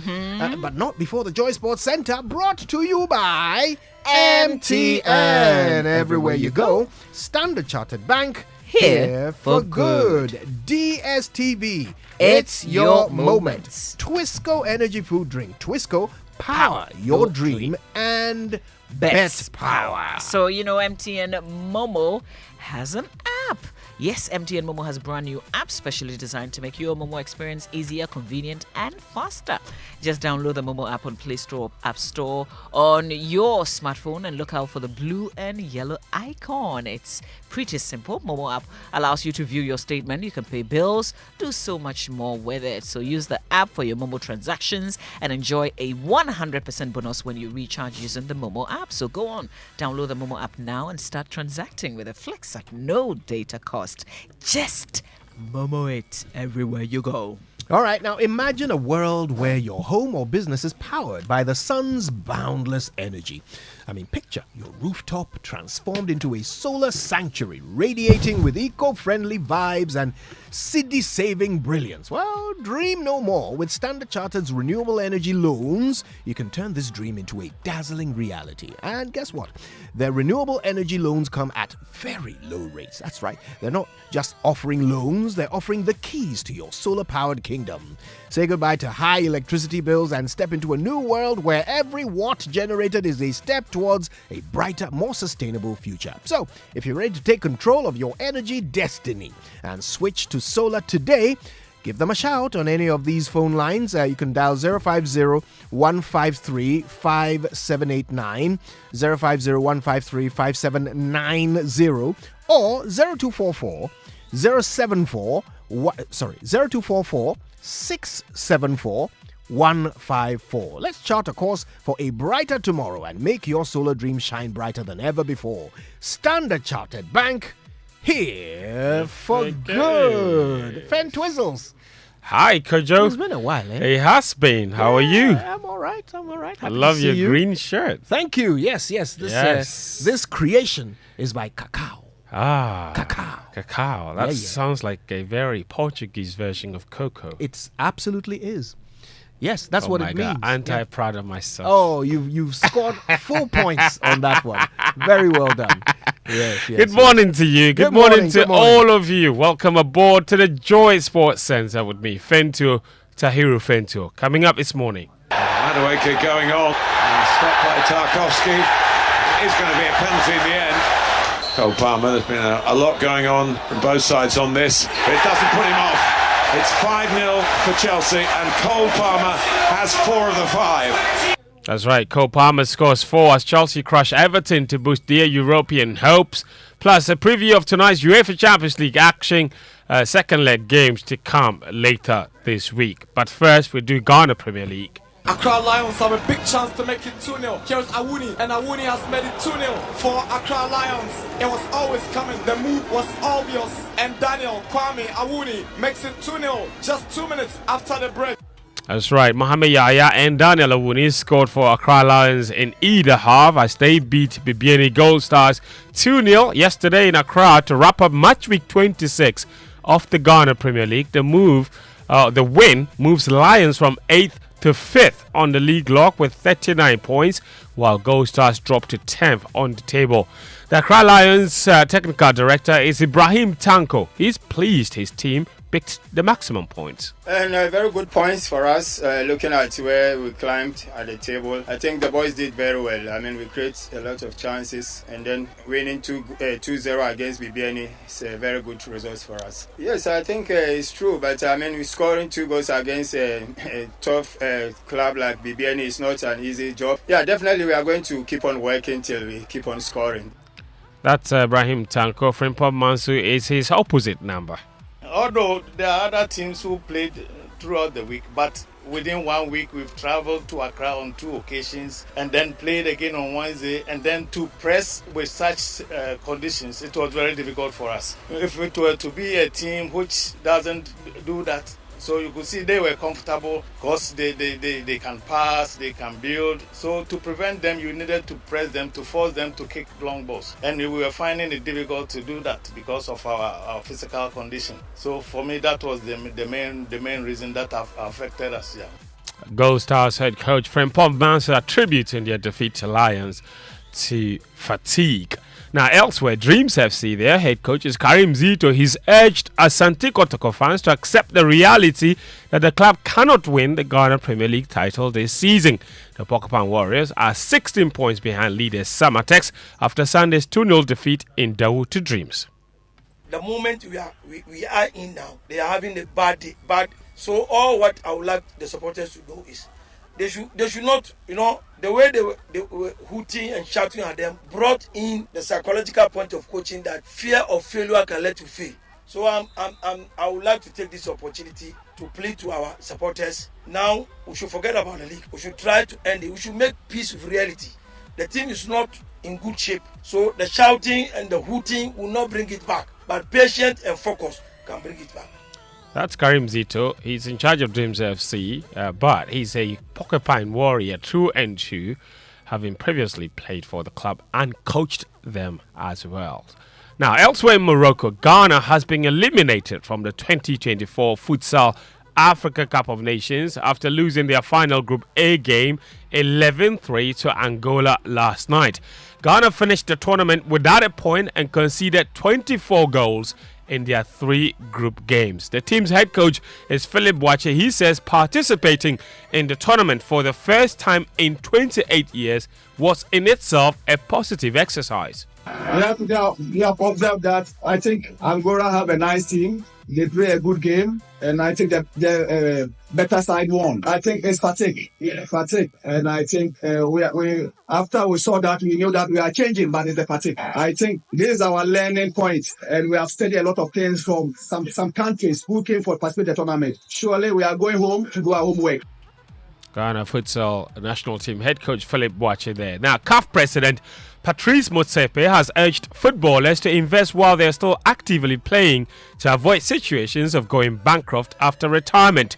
The South African business mogul said it's okay for active footballers to spend money on expensive cars and houses as long as they invest some of it. And I've always encouraged players, because football is a short career. Whilst you play, you have to make as much money as possible. And I encourage them to take some of that money and invest it for the future when they don't play football. And of course, it's fine for them to buy these wonderful things, as long as they take some of the money and invest it for the days when they don't play football. Because I've seen many players who were our heroes when they played football, and they've got nothing. Patrice Motsepe, CAF president, was speaking in a visit to Angola there yesterday. Now let's go to England, where Cole Palmer put Everton to the sword with 4 goals as Chelsea trounced the Toffees 6-0 at Stamford Bridge on Monday night, with the other goals coming from Nicholas Jackson and academy graduate Alfie Gilchrist. The win means the Blues are 3 points away from Man United in 7th in the European places with a game in hand. But the win was marred by Noni Madueke and Nicholas Jackson fighting over the penalty that Palmer converted for his 4th goal. Chelsea boss Mauricio Pochettino described the incident as an embarrassment. It's a shame that we behave like this. That is a process of a young team that need to learn a lot. That is why we were not consistent enough. That showed because that we need time. And for me, it's the last time that I want to see something like this. I need to apologize. Next time that happens, I'm going to go all out, of the pitch, and they need to learn and to be professional. And we are in a professional environment. We are in Chelsea, and we need to behave in a different way, thinking in the collective and not being focused only in the individual achievement.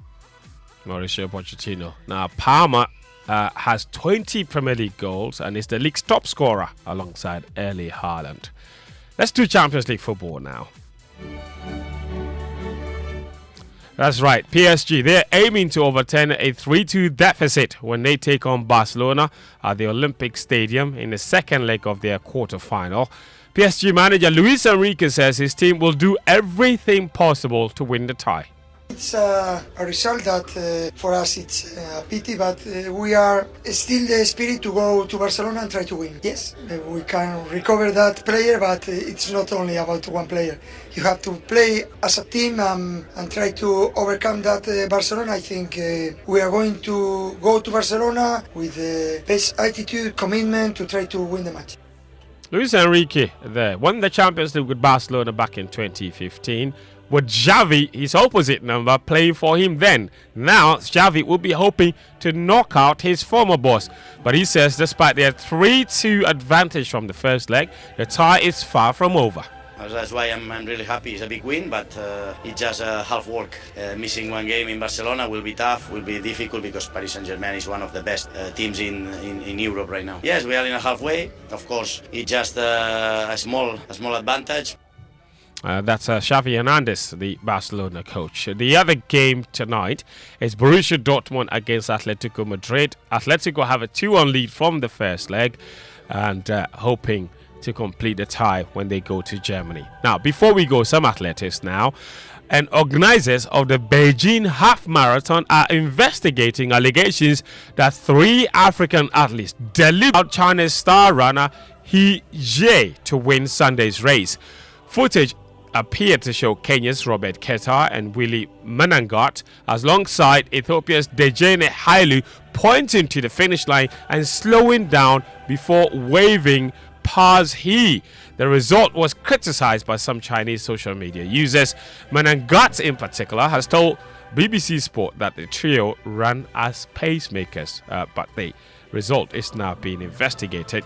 No such issues at the Boston Marathon, where 500,000 fans lined the streets of Boston as they waited to get a glimpse of the 30,000 runners from all over the world taking part in yesterday's Boston Marathon.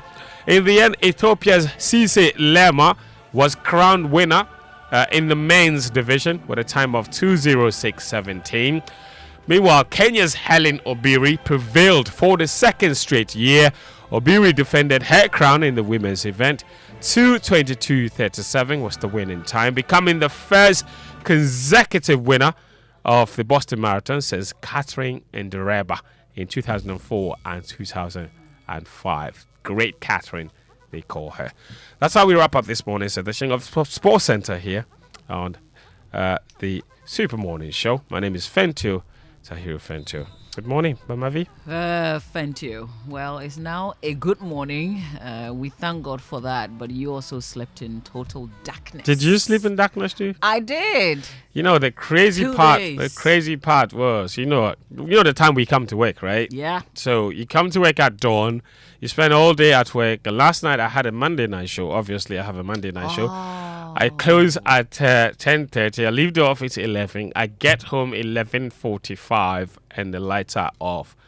And my neighbor tells me the lights have been off since 5 p.m. And I wake up this morning, 4 o'clock, to come back to work. Yeah.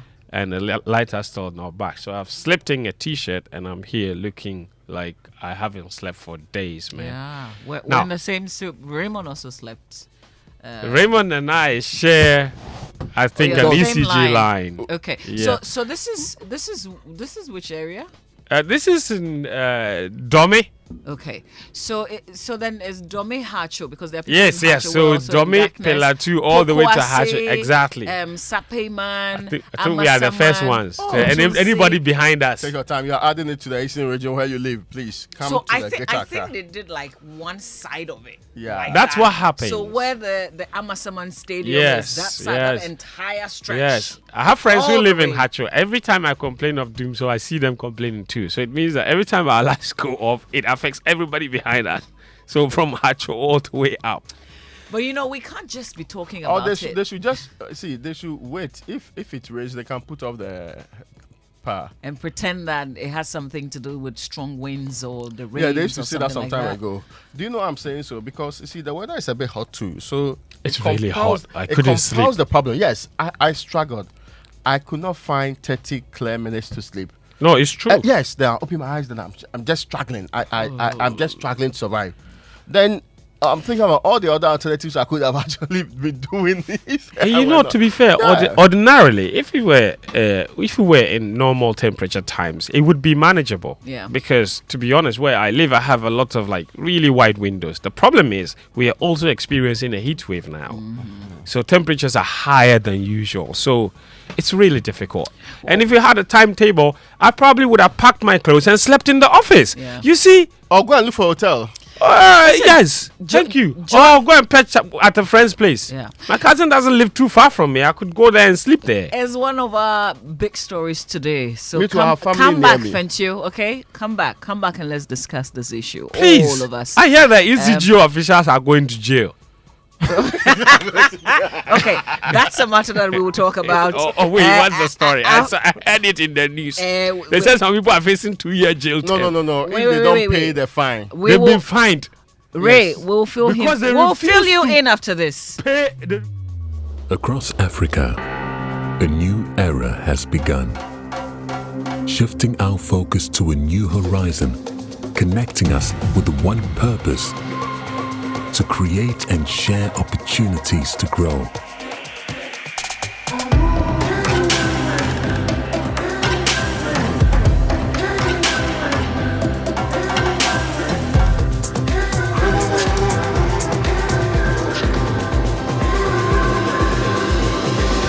Today, we are making a brighter tomorrow, built by our dreams and our energy.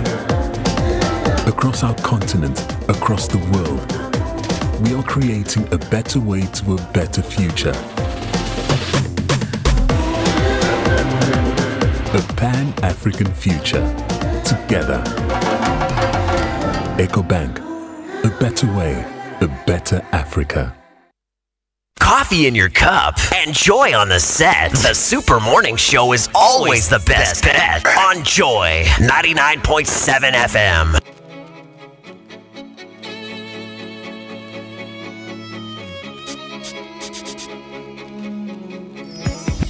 Keep this frequency clear. 99.7.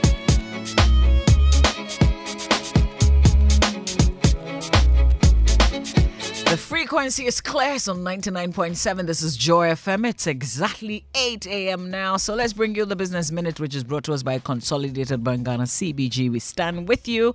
Anointed Electricals, the generator experts, and Waikari Capital together towards tomorrow. Here's the Business Minutes. Hello, welcome to the Joy Business Minute, brought to you by Consolidated Bank Ghana. We stand with you, Anointed Electricals, the generator experts, and Waikari Capital together towards tomorrow.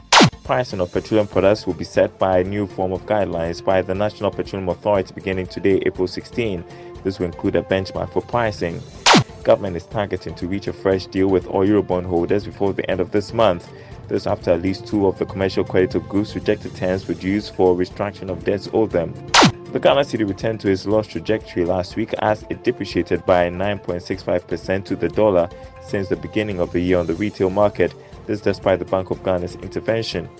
And China's economy made a stronger than expected start to the year, even as the crisis in its property sector deepened. And that's the Joy Business Minute, brought to you by Consolidated Bank Ghana. We stand with you. Anointed Electric Cars, the generator experts, and Waikari Capital, together towards tomorrow. Wake up. Good morning.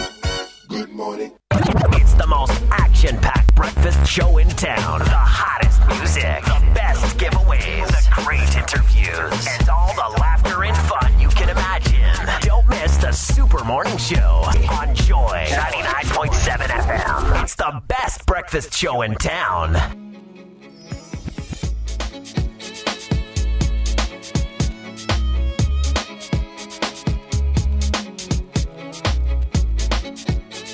Joy 99.7 FM.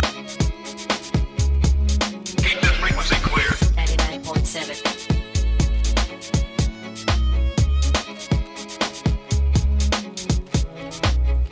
It's 2 minutes after 8. This is the Super Morning Show. Thanks to Daryl and the business team for the business minutes. And thanks to Consolidated Bank Ghana CBG, we stand with you. Anointed Electricals, the generator expert, Waikari Capital, together towards tomorrow. We're able to update you with the business minute every weekday here on the Super Morning Show. Thanks to our supporters.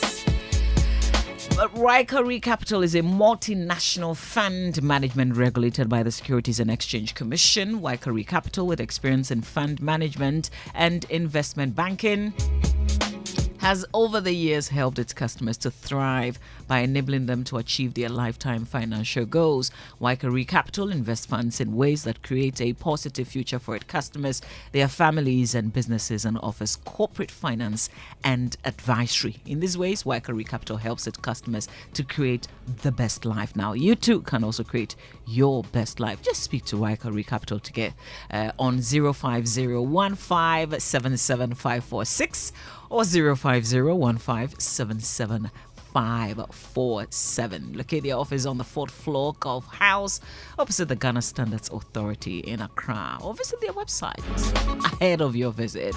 Just log on to waikarecapital.com. That's WAICARE capital.com and get more information. Waikari Capital, together towards tomorrow.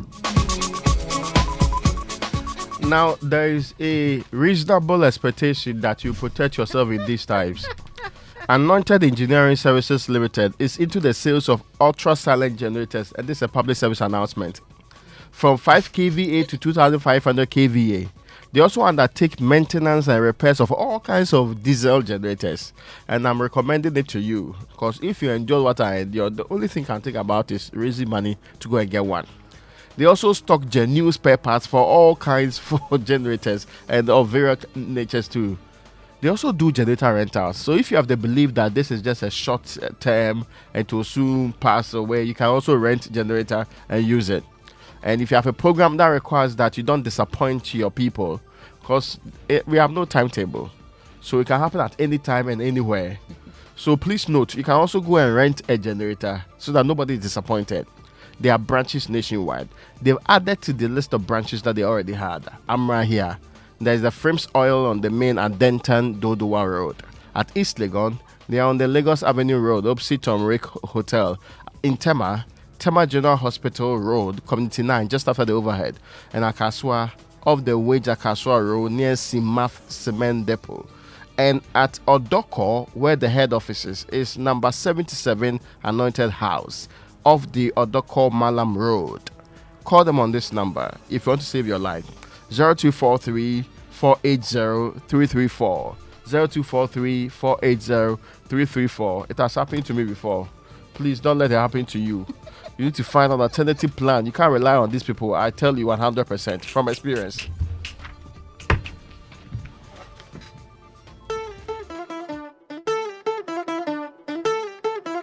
Coffee in your cup and joy on the set. The Super Morning Show is always the best bet on Joy 99.7 FM.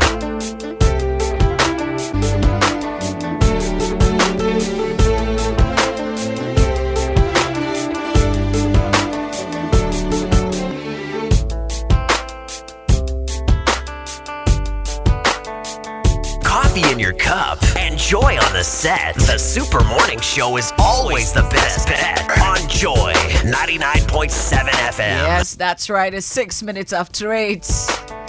I like the way you do the anointed LPM. It's from deep within my heart. But listen, we need you to get involved in our conversations. Of course, we've been talking about power outages. We've been talking about doom. So it's basically what we all experience. We've just been sharing our experiences and we activated the phone lines. Somebody says, listen, open the phone lines for about an hour. We want to rant. We want to talk about our frustrations with the power outages. But there's also an issue on the table. The Public Utility Workers Union has condemned the arrest of the Ashanti Regional Manager of ECG. And that's the story that Fentio wanted some filler on. Hey, things are happening. So Mark Riafi became a subject of police investigations after disconnecting the Kumasi Technical University over a 1.2 million cedi debt. Details gathered by Joe News indicates that the Ashanti Regional Police invited Mr. Riafi on Friday on the orders of the regional minister. And reacting to the development, the General Secretary of PUL, that's the Public Utility Workers Union, Michael Nyantichi, has described the arrest as unacceptable. And I want you to take a listen to him. We feel that this is very unacceptable. This is somebody, a public servant, doing his official work. And this is not the way he has to be treated in a situation like this. And we think this is most unfortunate for a political authority, a whole regional minister, to take such an action against a public servant who is doing his legitimate job. It is a clear case of abuse of power, and we strongly condemn this kind of act by political office holders. Now, the arrest has sparked some agitations among workers in the Ashanti region who are threatening an industrial action. But Michael Nyantichi says they are putting measures in place to avert the threats. We've been trying to calm our members down. We don't want this situation to escalate into any tension. So we want to put out a statement and draw the attention, especially of those who are wielding political power, that they need to be circumspect in the way they carry out their work. And then they should also know that public servants are doing their legitimate work.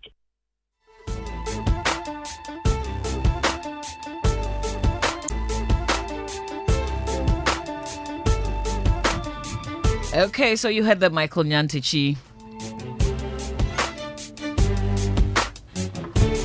reacting to this latest news. But there's also something brewing. PRC apparently has fined some board members. And the expectation, like Raymond would say, is for them to pay the fine or the risk going to jail. Is that true? Yes, that is what the PURC communicated in its order dated 15th of April 2024, order directed at the ECG. And this is because they failed to comply, according to the PURC, with some directives they gave them, specifically on the non-compliance in connection with providing of a timetable for the period you're talking about. But look at it this way. This is what they asked them to do. They asked them to provide timetable and duration for injection of transformers for each location. That one they complied with. The load management timetable corresponding with the timelines and durations for each transformer injection. This is what they did not comply with. The other one also is evidence of publication of the load management timetable above to consumers. That is also not complied with. So for non-compliance of that, that's what they're saying. The amount of money they're supposed to charge them, they will not add it to the burden that we consumers are supposed to pay. So they are directing it at the board of the Electricity Company of Ghana. You know where this stems from, right? When the ECG came out to say, and it's ECG MD that I heard saying that, or they issued some statement to along the line, that some 630 or so of their transformers were old, and when overloaded may have some difficulties. Now, when that happens, areas may go off. And that is when the PRC then issued their statement saying that provide a timetable for the areas that are likely to go off. But the ECG said this is between 7 and 9 p.m. when there is these are peak periods, right? But the PRC said provide timetable for the areas and provide us a schedule that we can all follow. That's why the ECG said that no, we didn't say that they will automatically go off. So we don't know for sure whether or not they will go off.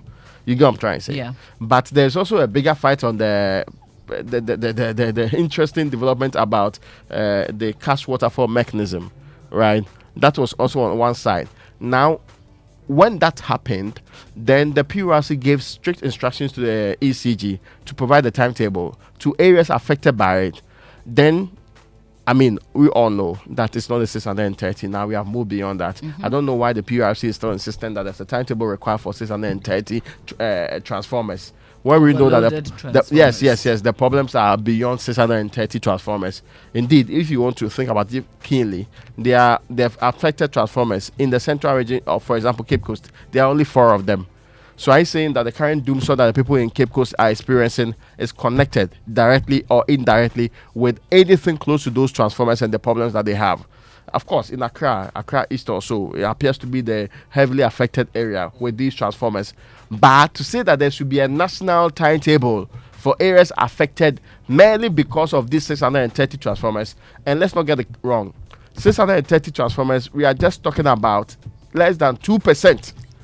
Less than 2%, or not even any huge number, less than 2% of all the 33,000 transformers that the ECJs have. So why are we saying that less than 2% is the main problem? So that's why I feel that this back and forth with ECG and PURC is much ado about nothing. But they are insisting that their failure to comply with that directive means they can charge them. And they have asked them to pay the fine. This fine is over 5 million. And if they don't pay the fine, they will actually get the board members to face the law in this case. And let's not get it wrong again. It's not board member Herbert Crapper, who is deputy minister, who was recently installed. It was the time from the beginning of the year to March. So that time it was still Kelly Gajapo, who was board chairman of ECG. Are we clear? Yes. So he's clear. the one. Yes. Can this be appealed though? Oh, they can speak to the PURC. They can actually write back to them, and of course, they can also, when they take them to court, they can defend themselves. So that's a different matter. But me, I don't care much about whether or not PURC has a problem with ECG on 630 transformers. For me, it is a tip of the iceberg. It is.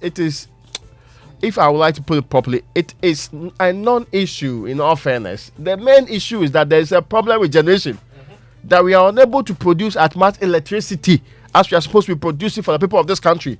It is not a few transformers, that's the problem. So let's not see, we like diverting attention with non-issues and making them look like they are the main issues. I think they forget that we are enlightened, right? You are telling me that 2% of transformers is what's causing me and your area and every other area have a massive blackout. Very good. For that one, anybody. Parts of Amasaman, Sapeiman, Kutunse, and Sawam. So that's why I don't care about this so-called 5 million and whichever charge they want to put on them. What I care about is that the PURC, which is supposed to be a regulator of the sector, a consumer protection institution, an institution that takes huge amount of money from our electricity bills. Let's not get it wrong. PURC is funded by our electricity bills. When I pay electricity, I fund their work. And they take huge amount of money from that fund to make sure that they operate. I want to get power in my house. That's all. Not this go and provide for 630, go and provide for 650, go and provide for a few areas and let the 2% feel like they have a timetable. If there's a need for a timetable, it should be for all the affected areas, not just areas where there's a 630 possible blackout situation. So what are we talking about? And if you don't take care, it's the same thing. Then the minister says, we are about to do transformers 630, we have fixed the problem. No, it's not a problem. We all know that. So if the PURC will get their act together immediately, they should do so and stop this red herring they've been introducing in the system as if they don't know what's happening. We have somebody calling from Nalerogo. Ismail Aka. Yeah. When he was at ISEP, would he have accepted this excuse that he's giving to himself now? Thank you. Oh. But listen, we've also been doing the Doomsort Diaries, right? Yeah. John has been highlighting, and when we talk about this issue of blackouts, no power, is the impact. And the focus this week has been on education. So they went to the University of Cape Coast and then the University of Education went by. I want you to take a listen to this report and listen to the students talk about how this is impacting their lives. that you care. The song in the background is titled Survivors, a 1979 classic by the legend Bob Marley, detailing how some people amid social inequalities still make a way to survive. Perhaps this is a song most of the students at the University of Education Winneba and the University of Cape Coast are drawing inspiration from amid the current energy crisis known as Dumso. We're the survivors. The hostels, the way they give lights out is so bad. I have industrial psychology for tomorrow, but because I can't go back because of the light out, I have to stay till 5 a.m. and I am tired. Imagine you have exam at 8 a.m. and then at 5 you are still at the library. How? Bridget is a level 200 graphic communication student at the University of Education Winneba. Bridget narrates how she now learns in an unusual environment just to be able to meet academic deadlines. We were given an assignment as in to submit it 12 o'clock, but there was no light, and then some of us, our laptops went off, so we couldn't email the thing to the lecturer on time. The story of Bridget resonates with her colleagues at the University of Cape Coast. Francis tells me the Samjona Library is now his second home because of Dumso. Sometimes, because of the light out, most people troop in here to be comfortable because there is light, there is fan, there's no heat like that, and then because they want to study and there's no light in their hostels, they find it kind of like discomforting. So most often, because of that, there's pressure building up here when you come late, building fan space. So. The student, the University of Cape Coast, covers a vast area of land and is surrounded by 5 communities. The absence of a generator for electricity in most of the hostels in those communities means students have no option but to move to campus when the lights goes off. And this comes with its associated security challenges. My greatest concerns come to the security. Leaving my hostel to campus becomes very scary because there are no lights on the street when there is light out. And it becomes very alarming because we have a lot of thefts going on during this era, like during examination era. My name is Erica Santi for joining us.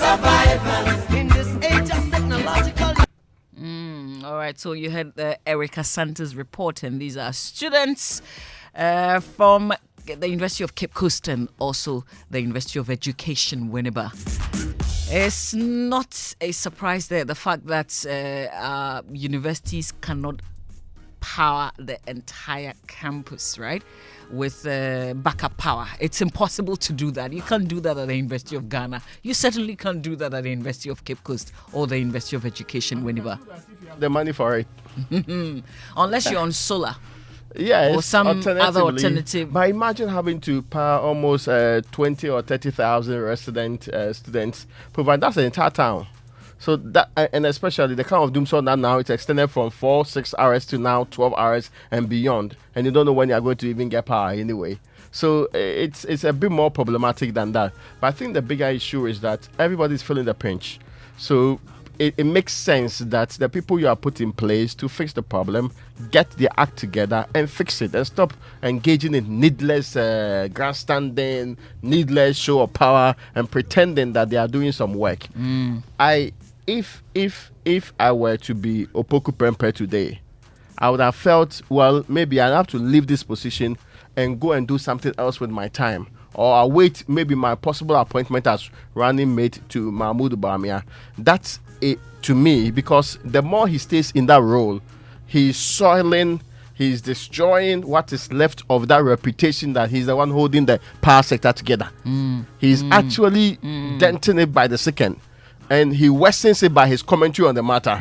So I'm happy he's not speaking again. Hopefully he doesn't make any other comment on it. Because what he has done, his history is that whenever he has spent quality time speaking on matters like this, he worsens it rather than making it better. Which is a terrible trait to have.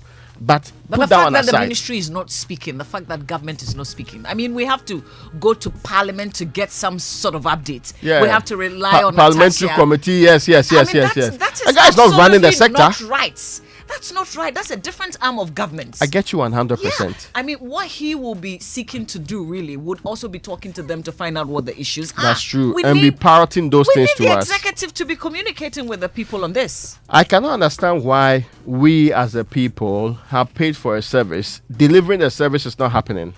But even the decency to tell me that this and that are the reasons why you're not delivering, and we hope to do it this time, and this is the plan for it, we are not getting that also from the people. It's a different level of disrespect. It's at the height of it. It's almost like you take the people for granted. Yeah. And you see, we tolerated a first bout of it. Right, a few months ago, it was happening, and so bring timetable. Then the conversation became, do we need timetable? Who's going to prepare it? Who should meet and prepare it? And let's have a conversation. We basically accepted the fact that not having power is okay, so a timetable is actually an alternative. But that one, even that conversation, people are not willing to have with us. I expected by this morning a sensible institution managing the power sector in this country would have come out with a statement saying that this is what happened last night. It's an extraordinary situation. We found this and that, and we are fixing it. At least that will give some hope to people who are planning their days ahead. Yes. Mindful of what they are going to be doing in the next few days. I sit here. I do not know whether or not I'll have power later on this evening too, because nobody is communicating. Yeah. They are making it look like it is normal. Expect there to be interruptions when and however it happens. Yeah, Gridco, we've seen better days. And this happened yesterday. It happened 2 days ago. I mean, you can't tell us that you don't know that you're putting places off and that you need to explain to us what happened. I mean, some time back we used to get consistent statement from Gridco even. They would tell us, there was this power trip and all these areas had to go off. Sometimes in the middle of it, they will issue a statement and explain and tell you that they're working on Immediately it. it happens. What happened to all those times? Come on, we're living with it. You can't pretend that we're not. Listen, you know what our big stories are. We need you to get involved. We're also talking about health. And you had that conversation with the NHIA boss. He's the new NHIA boss, yes, by the way. And he's got big dreams. Yes. I like it, but I have said that we have fundamental issues that need fixing. So I'm wondering how this health check, which is like a welcoming idea for all of us, because some privileged people do it. Yes. But not all of us are able to afford that. So if a scheme is going to cater for that, then it will be good news. But will the card be accepted? At the core, some people have never signed on to the National Health Insurance. And let's be clear, health insurance in the Republic of Ghana is mandatory. You should have one or the other. It is mandatory. Because the idea is that there will come a time that you cannot do out of pocket at the point of service delivery. And that you should still be taken care of. You get my point? Yeah.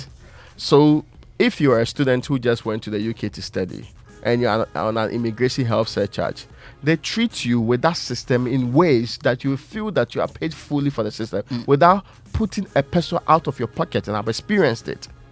Very standardized service. You'll be shocked how they will deliver to you the very standard that they can deliver to any other person with all the facilities available to them. Just because prior to you entering their country, you paid an immigration health surcharge. Right. Now, we in the Republic of Ghana, and as I've said, everybody should be on health insurance. People are not signing on because they don't see the benefit of it. And that's the truth. People feel that it's just going to be a waste of their time. Yeah, but you can only get painkillers, even that these days. So, to get people to sign on, you are being guaranteed that there's something that you may miss in your life. You can be walking around feeling like you are hale and hearty, you are fine, you are good, you are all okay. But unless they check, you may not know what's wrong with you. That is why if you are guaranteed one, in fact, the idea is that let's even do it on your birthday. Where you can say that on this day you'll be called, go to this place or go to the nearest health facility or go to this other mobile van that's able to provide you the basic service of that should lure you into being able to now give us your details, because we know that in all fairness you are paid for health insurance. When you pay your VAT and all the other things, there's a section of an NHIL, National Health Insurance Levy. Even though you might not have paid a premium, you are paying for it. That's why government workers are not part of those paying premium, because they are paid in other forms for it. Again, there are other individuals too who have also paid indirectly to this particular system. So you signing on should be a matter of course. Nobody's going to ask you to pay extra money for it. There is even a conversation in this country that considering the amount we pay as premium, we can even decide that we are scrapping the premium so that it becomes a universal health access thing. Right. When we started national health insurance, our project vision was to have universal health access so that every Ghanaian, no matter the corner you find yourself, can have health access without out of pocket at the point of service delivery. And let's not get it wrong. Mostly when we refer to universal health access, we are talking about primary health care. So that is the sensible approach that can come with this. The point is that Samuel Odami doesn't like going to hospitals. So if you give doesn't either. No, media. I have a history of always availing myself. Yes.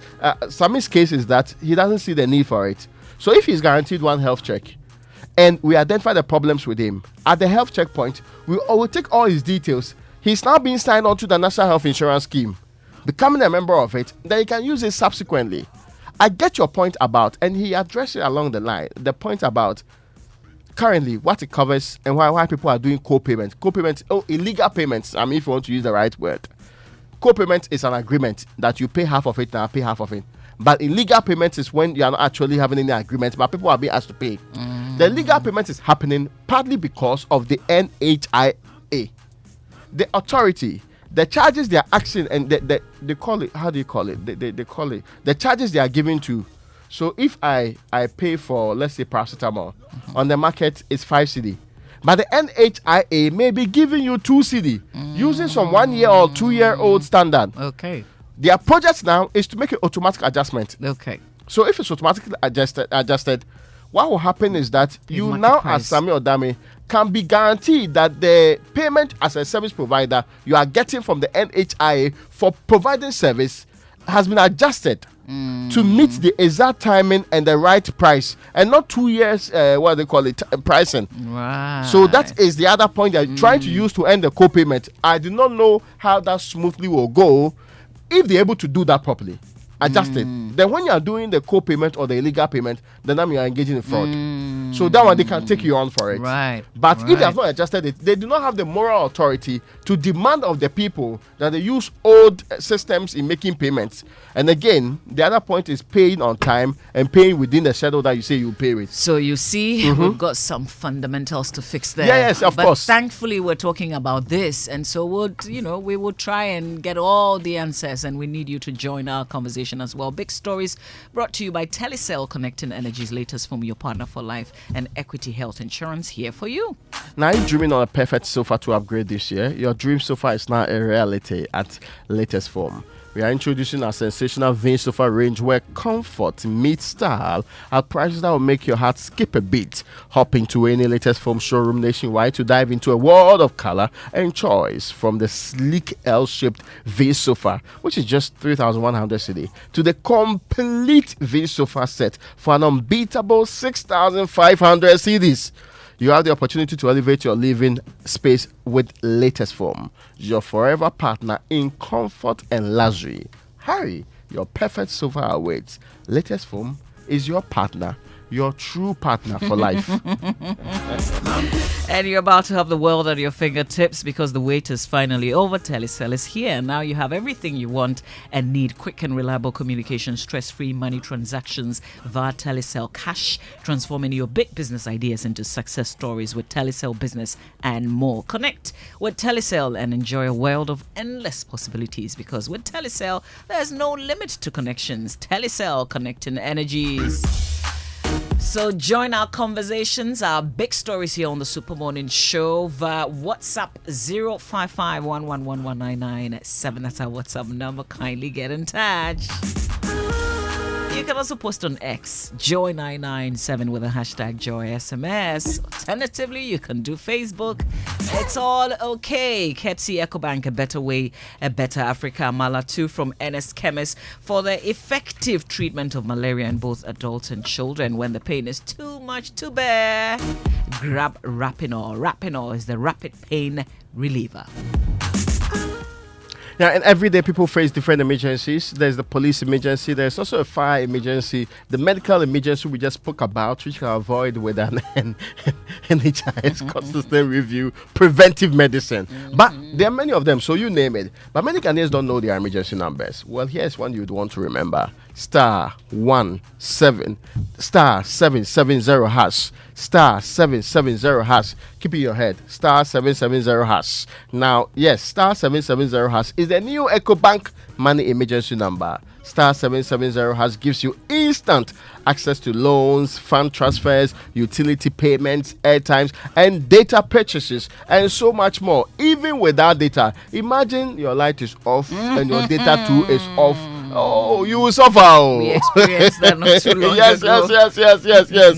Oh, so that's all you need to do. *770 hash. So there's no need to panic when you find yourself in any money emergency. EcoBank will always come to your rescue. Dial *770 hash now for solutions to your money emergencies. EcoBank is there. Pan-African Bank.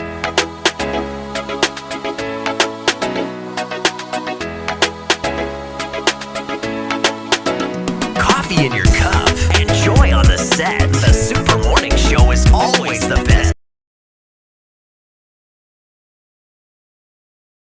It's 31 minutes after 8. This is the Super Morning Show. We've got some birthday dedications. This one is to Mr. Ben Yamoa, MD Activa International Insurance. It's your birthday today, sir. Happy birthday to you. From all of us here at the Multimedia Group to you as you celebrate your birthday today. I've got another one. It's a happy birthday to Mrs. Adelaide Afuakwachi of New Fadama. She turns 80 today. Mrs. Adelaide Afuakwachi of New Fadama, happy 80th birthday to you. We love and cherish you dearly. It's from her children and grandchildren. Happy 80th birthday. So, Mama V, today is Fifi's birthday. Yes, 14 years ago today, my son Fifi was born. Yeah, I'll never forget the hospital in Nottingham. Late in the afternoon when he finally arrived, covered in very interesting substances, and has been a very interesting human being ever since then. Today he turns 14. He's almost my height now. I can't believe. The expectation is that because he's being fed well, he would be taller. Amen. I'm sure you're not suggesting that my parents didn't feed me well. No. The things were not there. The things that they are feeding them now is there. Is he taking over your shoes? Well, not my shoes, but he's able to wear some of my old clothes. He's getting there. Very soon he'll be, yeah. And his sense of fashion is very interesting. Yeah, Fifi, happy birthday to you. I love you very much. I'm so glad that you exist. You're the best thing I ever did. We all love you. We love you. We love you, Fifi. The way the man said I ever did, like he gave birth to the that one. My contribution was vital. Yeah. It's okay. Thank you. It's okay. Thank you very much. Happy birthday, Fifi. And it's a happy birthday to our managing director, Mr. Aaron Lante Kojo Haywood Mills. May God keep and preserve you for all the beautiful works he has commenced with us. Happy birthday, Mrs. Adelaide Afuakwachi of New Fadama. She turns 80 today. Happy birthday to Kofi Ewa, partner, risk advisory at Deloitte, and William Akwa of the Finance Department of Deloitte, from Daniel Kwejo Owusu, country manager of Deloitte, and all the staff. I have one. Let me do it real quick. It came in a bit late, but there's always time. This one says, please wish my first son, Gilbert Obuasa Jabati of Presec, a happy birthday. He's 16 years old today, and I wish him God's protection and love from his dad, mum, and 2 younger siblings. Now, today is the birthday of a young lady that I know. The birthday message is long, but because of time, yes. So God grace eclipses all human shortcomings. That's Esther Agbodakpi Lumon. Today is her birthday. and she has a message for herself that's very, very long. It quotes Psalm 118:24. Also brings in Proverbs 9:11. By the time I finish it, I'll preach an entire sermon with in the spirit. Philippians 4:13 all in the thing. Clearly, I'll be happy birthday to you, Esther Abodakpi Lumon. And yesterday was the birthday of a man I look up to. I respect him very, very well. He's a dear brother. Kojo, how are you doing? I'm well. He's actually called no. George Samuel Emisa. He did that because we call him Gas. No, we call him Gas. You know, yes. So ever distinguished Gas. Which of them? GAS Gas. All right, listen. Keep your messages coming through, and certainly stay with us on the Super Morning Show. It's some 35 minutes after 8. Don't flip that dial. Wake up. Good morning. Good morning. Ladies and gentlemen, Telecel is here! Telecel, connecting energies.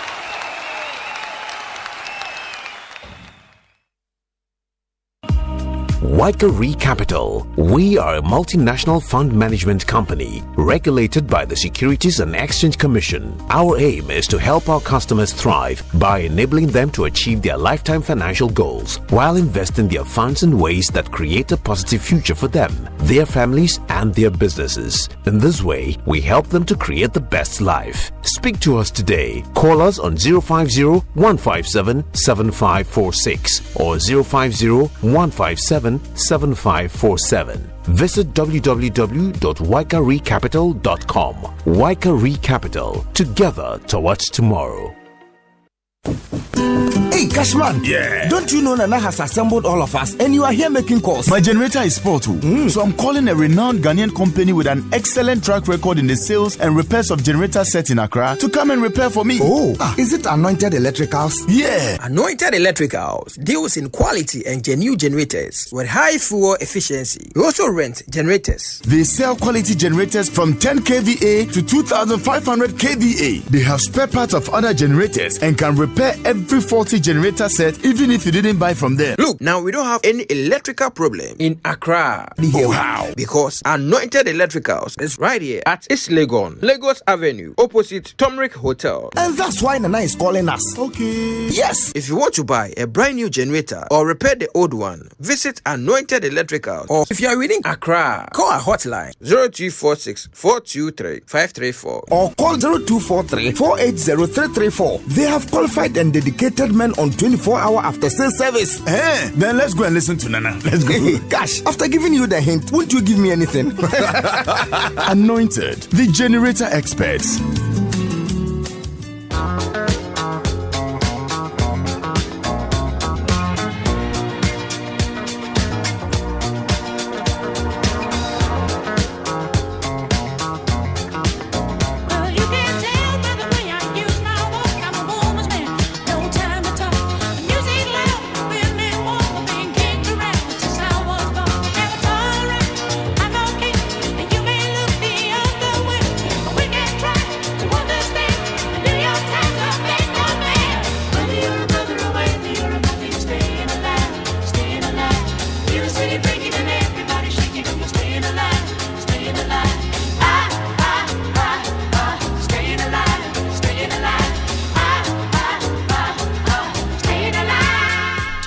Yeah, you're welcome back. It's the Super Morning Show on Joy. 8:38 is the time, and we're so glad you've stayed with us. If you're in the Asante region listening on Love FM, thank you so much for your time and attention. Thanks to all of you tuned in to ATL FM in the Central region, and to all our affiliate stations that are carrying this part of our program across the country. We appreciate all of you so much. We love you very much. Okay, so look. This is a conversation that is aimed at saving lives and money. Okay, the NHIA is supposed, if everything works well, to foot the bill for the healthcare of the nation. Generally, foot the bill for the healthcare of the nation. But that's a massive bill, and as you can see, already they struggle to pay it. Now, a radical idea is being suggested here, and that is to move quite consciously towards preventive medicine. Many suggest that this is an idea that should have come a long time ago. But, well, Dr. Abuaje da Costa, new boss of the NHIA, has decided that that's the way he wants to go. Now, all well and good, but the question is, will his idea of free health checks, one free health check a year, will it actually succeed in bringing down the bill that the NHIA is saddled with every year? And is it going enough of the way towards saving the nation some money on our health care? Kwame Sapon-Asiedu joins us. He needs absolutely no introduction, friend of the show, joining us from the United Kingdom this morning. Professor Aaron Abuosi is at the University of Ghana Business School. His specialty is public administration, so no doubt he has some insights on this one. Kwame and Prof, good morning to you both. Good morning, Radio, and good morning to the rest of the team. It's a pleasure to have you. Now, if you don't mind, I'd like to start with you, Kwame. So many times we have had conversations about preventive medicine and the fact that it's almost non-existent in our policy making here in Ghana. In other parts of the world, it has been used to great success. In the UK, the conversations even continue about how they can do better. Finland is a model country for this. So is Japan. So is Singapore. Will Dr. Abuaje da Costa's idea of one free health check per year, will it be enough to save the public purse? Well, thank you, Kojo, and good morning to listeners. Yes, there is enough evidence to show that mass screenings drive down healthcare costs, and I'll explain. If you look at a disease like diabetes, they would always tell you that over 40% of diabetics are walking around without knowing that because you are diabetic, and that's why I started from that point. They don't even know that they are diabetics, and they would only find out accidentally. The same thing happens with hypertension and a lot of cardiac diseases. So you'd realize that sometimes someone will be walking around or go to the gym and people will be saying, oh, he's an otherwise healthy person, and might get a cardiac event and unfortunately be hospitalized for a long time, or in worst cases, pass away. Yeah.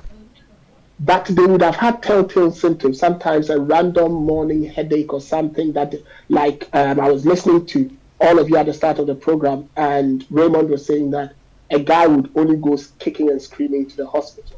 Yeah. So when they get these symptoms, they'll take some paracetamol or some ibuprofen, and as long as it knocks it off, they do not bother that what is the underlying condition that is causing me to get these headaches. So they wouldn't go and check.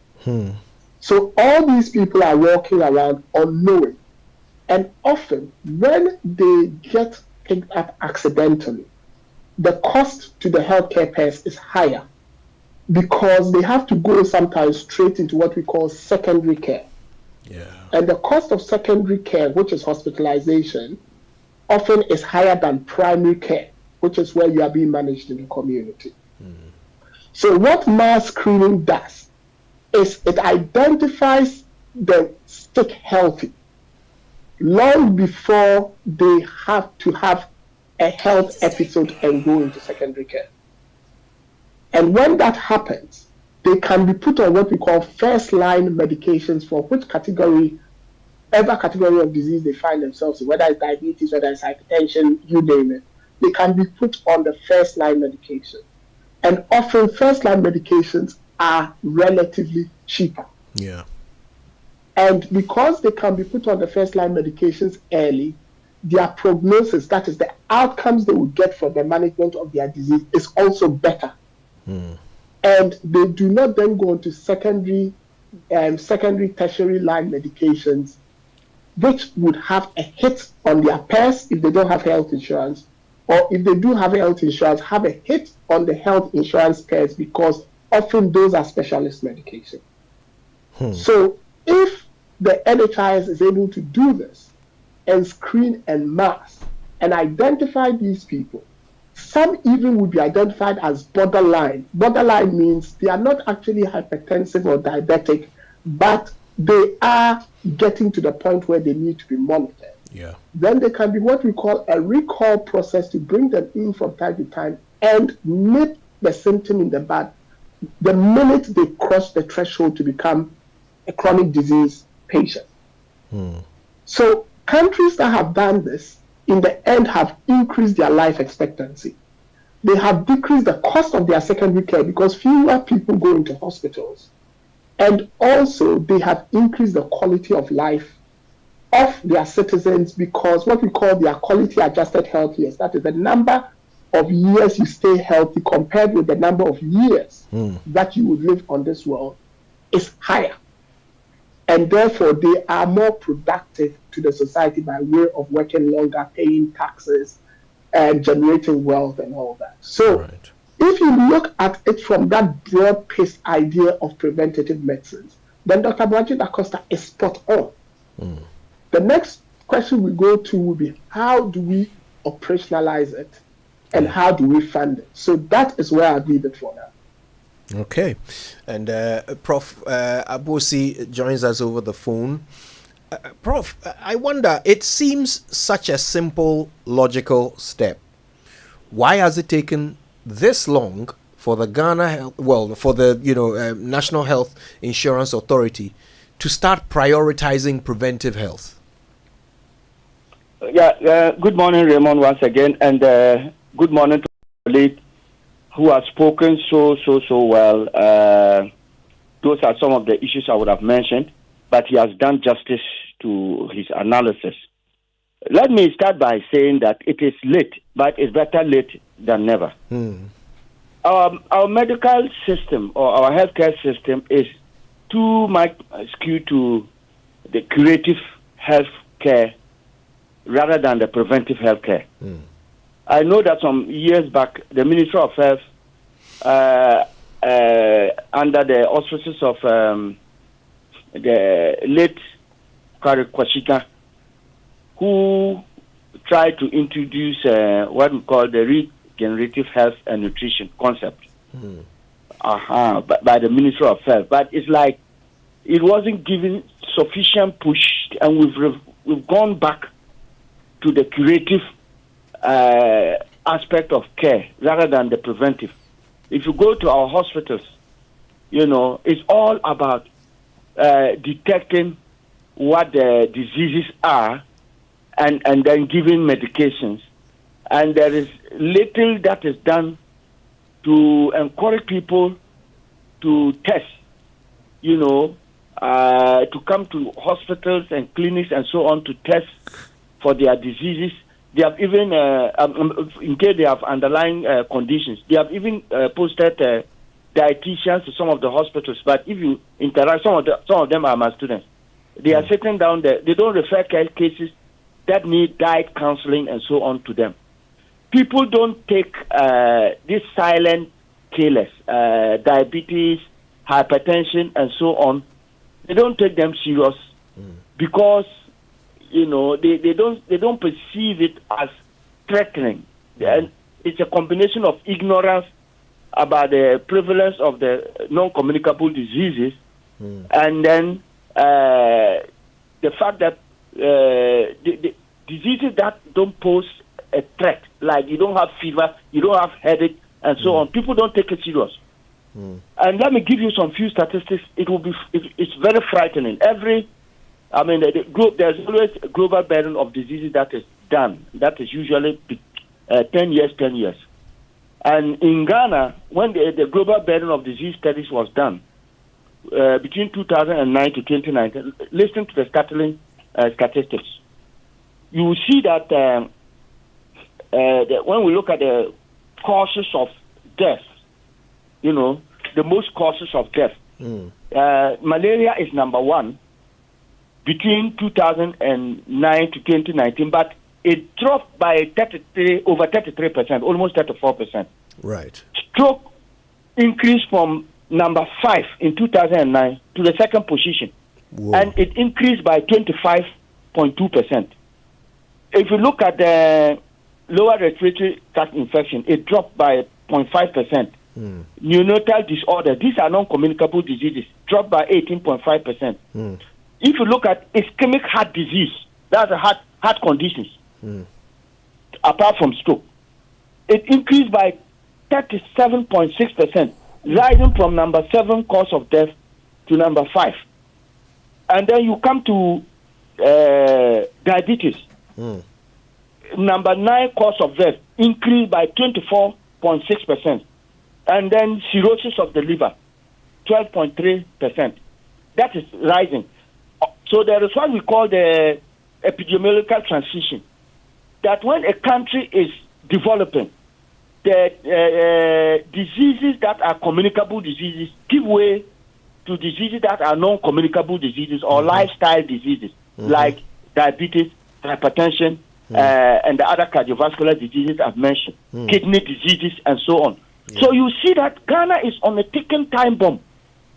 We have a serious epidemic of overweight, and people are walking and are at risk of getting type 2 diabetes, and they don't see it important to go to the facilities to check their BP, check their weight, so that they'll look at their body mass index and be able to predict their risk of getting hypertension or diabetes, and then do what we call primary prevention.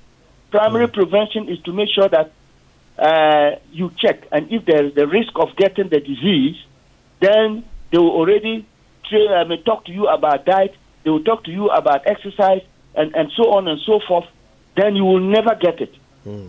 So we are used to this secondary or tertiary prevention, where the thing has already happened, and now we want to solve it. And like my earlier speaker said, it is more expensive and more difficult to deal with the secondary and tertiary prevention level than the primary prevention. So what I'm seeing that the health insurance wants to do is to promote primary prevention, so that every Ghanaian will have the opportunity to be checked. And then I understand, I'll check at Ghana Web and saw they are saying that if they check them at the health facilities, those who don't have health insurance, they will use the opportunity to register them. So they will be killing 2 birds with 1 stone. Right. And so when they do that, then it means if the growing trend of non-communicable diseases, which is more expensive and more difficult to treat and will pose a big burden on the health insurance scheme, if they are able to do this, plan it successfully and encourage people through health education, and people go and test for their, and then they will see that those who are at risk of developing diabetes, hypertension, and all these other statistics I'm giving you, and it drops down. I tell you, even it will lessen the expenditure, health expenditure on the health insurance. Yeah. That's not to say that it's an easy task. It's very it's good. They have an uphill task. As I earlier said, people don't get convinced with things like, go and do exercise, change your diet, and so when you refer people, they don't go. When you talk, it needs a lot of education because they don't see any threat to their lives. But I tell you, it's a silent killer, and Ghana is on a ticking time bomb because of the rising incidence of non-communicable diseases. Right. And so what the new CEO is coming to do must receive so much support from government, from all stakeholders, including the population. It's a step in the right direction. I understand that he has a background in health promotion, and I'm not surprised that he has seen that it is a big gap that the health care has provided. So if they put their measures very well, I'm telling you the benefits are going to be so much to Ghanaians. Yeah. Many hidden diseases will be exposed, and they will screen people for cholesterol and then so many other things, cancer, and the rest that will help us to live longer in the country. Yeah, so very important point. Thank you, Prof. We are also joined by Dr. Yao Safo, another guest who needs very little introduction. He's the drive doctor. You hear him once a week on Drive Time on Joy. He's the medical director of Medicas Hospital in Mampong. Doc, good morning to you. Good morning, Kojo, and good morning, Raymond. Good morning to all our listeners. Yeah. Kojo, how are you? I'm very well, Doc. It's great to hear you on our show once again. Good to be here. Now, Doc, I mean, one important point that Prof. Abosi made was about what must happen next if indeed this this policy of the free health checks, if it receives patronage. These health checks will result in doctors like you recommending healthier habits for your patients. Right. Things like exercise and, changing their diets and all of these things. Doc, in your experience, how easily do Ghanaians adhere to such advice? Well, thank you, Kojo. You're putting me on the spot. Wow. It's good we're having this particular conversation regarding healthcare and the different types of or the different approaches to healthcare. I think traditionally the focus has always been on curative medicine. Yeah. And we've paid relatively little attention to preventive and then promotive health. So it is a call in the right direction. I believe every healthcare professor, every doctor will support it because from where we sit, most of the time in the clinical space, then you don't want late presentation of disease, or you don't want to be treating patients when they have developed complications of the disease. It makes your outcomes very, very poor, and it makes the work a whole lot difficult. And you don't want either of these two options. So, Kojo, let me talk about the health-seeking habits of the Ghanaian. And this April, I've been doing this work for 18 years. So I know a bit about the health-seeking habits of the Ghanaian. I think earlier in the on the show, Raymond perfectly described the male adult Ghanaian as health-seeking habits. And it's very, very different from the female adult Ghanaians' health-seeking habits. Yeah. I think we need very good research to understand why the differences. Because, Kojo, when it comes to the health-seeking habits, the men are relatively financially empowered. And females, adult females, don't have the same economic or financial muscle as their male counterpart. So you will think that since healthcare has cost implications, the men would rather jump at it and frequent hospital more. But in all of my practice, every month I look at the statistics in the 9 years of Medical's hospital. It is overwhelmingly female attendants higher than male attendants. So the health-seeking habits of the Ghanaian ought to be better than what it is right now. I was trying to send a picture, and I'll try maybe later on if we have a break, try and find the picture for you. But Kojo, it's a picture of what we see with breast cancer presentation typically in this country, with the entire breast completely ulcerated. I've seen breast cancer with maggots coming out. Oh, wow. The late presentation, I think last year, we all got to know a bit more about chronic kidney disease. And again, we get to see patients coming in with stage 4, stage 5 kidney disease. In that stage, and that's the terminal stage. Stage 5 is what we call end-stage renal disease. Yeah. When patients come in at that stage, then there is very little to do. Then we'll call on dialysis, which is very, very expensive. So last year, for example, that whole conversation about dialysis typifies the need for us to focus a lot more on preventive health. The attitude needs to improve. In my experience, most of the time I'm told, doctor, hospital, na doctor can't say well, that's the gist. That's the summary of the attitude for most. Yeah. And we need to change that through health education. Thank you. Kwame, it's good that you can give us the perspective of what happens, across the globe, so that we can put our own experience alongside it. Now, not for the first time, I'm going to cite the example of the NHS in the United Kingdom.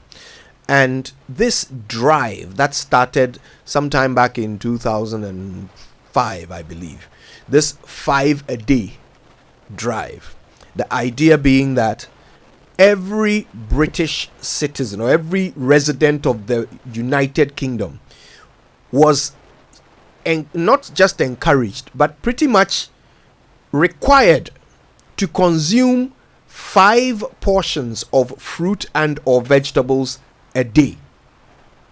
And there were TV promotions, radio adverts explaining to the British people what makes up a portion of fruit and vegetable, and how they can source those portions in their daily diets, and what changes they needed to make in order to meet 5 portions a day. And the market responded. So people started branding their products and saying that, this product will give you 1 of your 5 a day, or this other one will give you 2 of your 5 a day. And they were pricing their products accordingly, so that someone would spend a bit more money on something that will give them 2 of their 5 a day as compared to something that will give them 1. So the whole nation responded. And today, it's almost as if a law was passed. It is just in the back of every parent's mind that their children must have 5 portions of fruit and vegetable a day. Please tell us, using that example and its effectiveness in the UK, should the Ghanaian NHIA be thinking of supplementing this free health check idea with some of these proactive policies? And will they work on Ghanaians? Well, Kojo, thanks. You see, we all agree on one thing, that our health-seeking behaviors need to change. And if you look at it, health-seeking behaviors do not change by coercion, they change by education. So you use the example of the UK when the adverts for fruits and veg was going on. I can tell you now that for most supermarkets now in the UK, when you walk in, and all of you have been here so you know that, you would find that there's free fruit for children. The supermarket it's selling fruit, but it also has free food, so that even while the children are walking with their parents and shopping, they can pick from the basket that says free food for children and eat it there. A clean fruit ready to be consumed. What are they doing? They are inculcating the behavior into the children at a very early age. Habits are picked early in life. As it stands now, it would be very, very difficult, especially for most adults who have got their palates well chilled, to teach them, especially less adventurous adults, to eat new things that they are not used to. I mean, if you want an example, you see that when restaurants come to Ghana, how many people would go into a Chinese restaurant and try, mixed fried rice? I remember once I was in France and I was with some Ghanaian colleagues at the conference, and we went into a Chinese restaurant and I said I wanted mixed fried rice, mixed special fried rice, and one of them said, na kwani pardon our person would be. And I said, mixed fried rice. I said, yes, you see, so immediately, because the French are known to have a delicacy for frogs, the person was assuming, I wouldn't try just in case I eat it. And what made it worse was another colleague I was with, who works with me, ordered for squid ink rice. I don't know if Kojo, you've seen it. They cook the rice and they use the ink, the black ink from the squid. Yes. Yeah. And that threw the rest of them off. And why am I saying this? I am saying it because we are traditionally not adventurous eaters.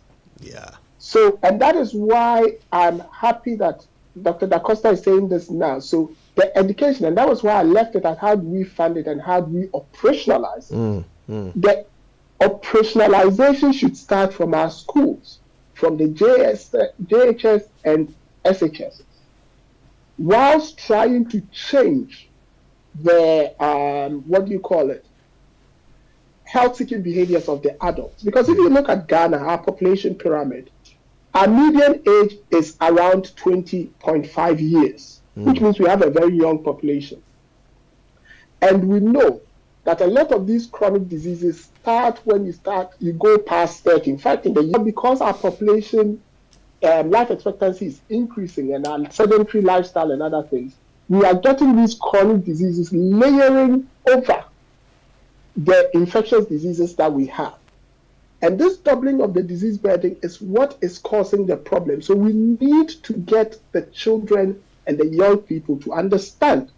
And when they do understand, and when they are proactive seekers of healthcare, what will happen is that what's called our outpatient per capita, the number of times that citizen sees a health professional annually would increase. Currently, it's about 1.1, 1.2. We need to start inching it towards 4, once every quarter.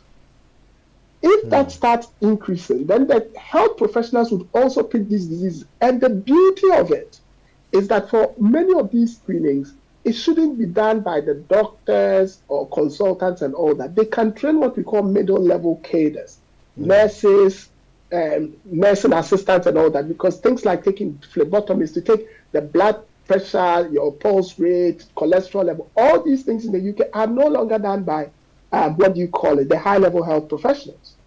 So we need to have a comprehensive thought-through implementation, not just the promotion of fruit, but target the children in a holistic manner so that they understand. And also you tune them off.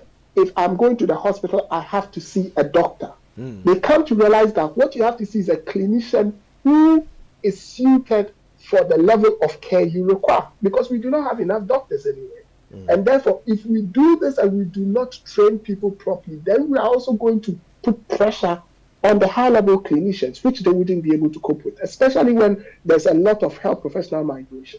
And that is why I've answered your question by not just looking at the promotion of the fruit like the UK did, but to break it down to what they did with the fruit, how it impacted the younger generation, how they are continuing to do it in the supermarket, and how this young generation is then picked up on their 40th birthday so that any chronic disease can be picked up quickly. In the meantime, while they are in schools, giving the telltale signs of when they need to seek the help of a clinician. And I think a well laid out plan with this in mind would also improve Ghana's journey towards universal health coverage, which we've already signed that we are going to achieve it in 2030.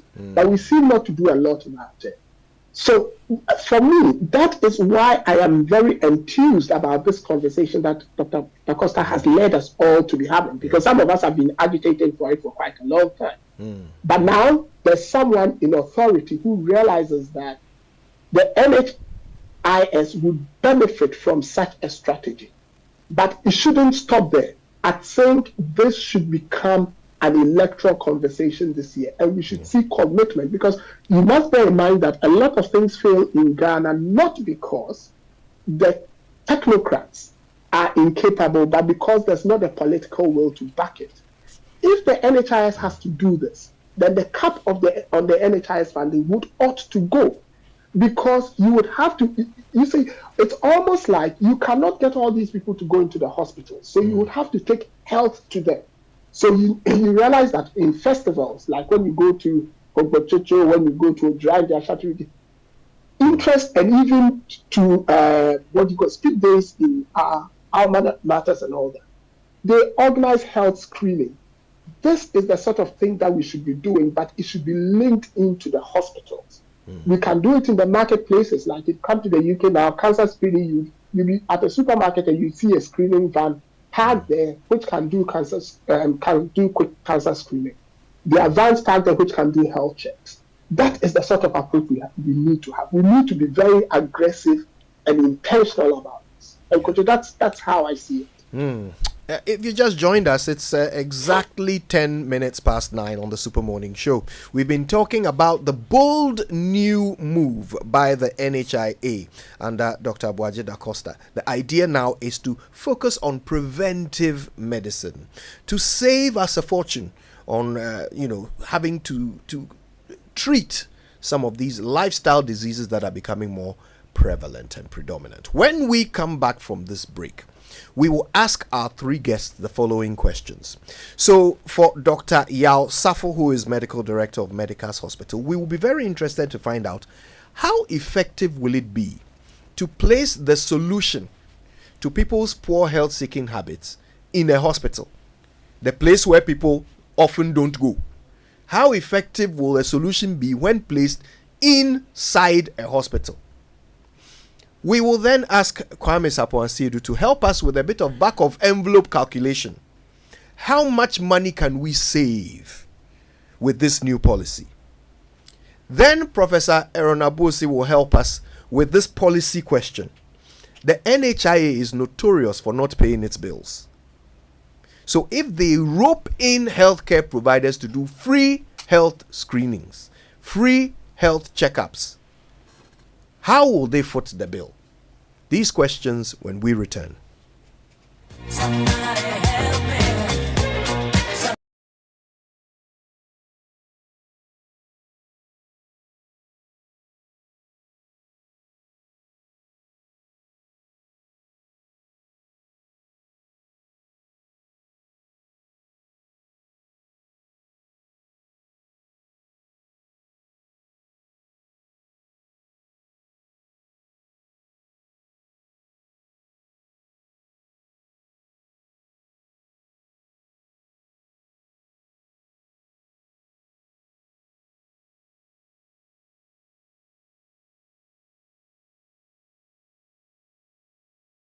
Well, how is your good life? Mine has been great, you know. My entire family and I sleep under insecticide-treated net every night, throughout the night, and wake up feeling sound every day with absolutely no mosquito bite. My good life has been terrific. My entire family and I, we wash our hands with soap and running water before we cook and eat, and after using the toilet, we don't play with it. When my wife was pregnant, I accompanied her to every antenatal session. She took all her medication, ate balanced diet, and gave birth without any complications. My good life has been smooth. Let's all come aboard Good Life and live healthy and happy. Good Life, live it well. It's an everyday thing. Good Life from Ghana Health Service and partners with support from USAID.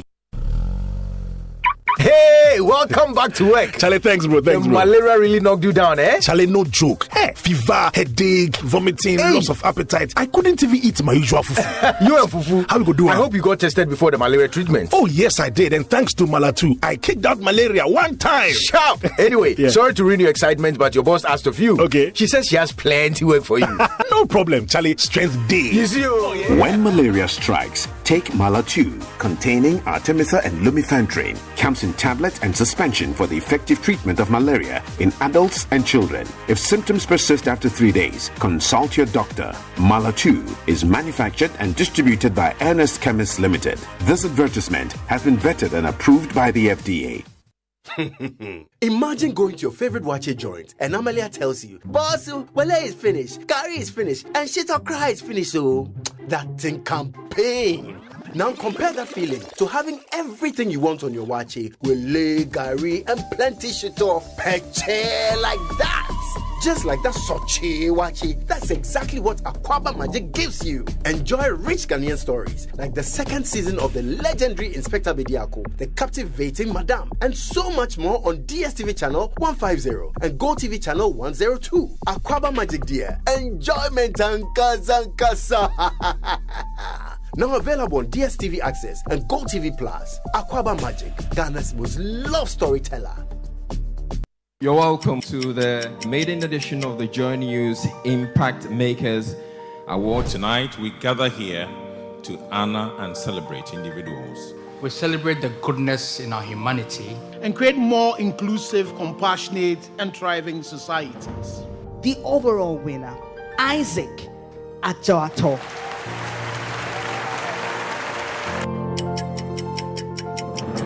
In a land where dreams are often cradled in the arms of hope, there exists a league of unsung heroes. They are the silent architects of change, the torchbearers who illuminate paths where once there was only darkness. From the verdant stretches of our farms to the innovative labs of science, From the warm embrace of humanitarian aid to the simplest acts of kindness, these are the changemakers who sculpt the future of our nation, stitch by stitch.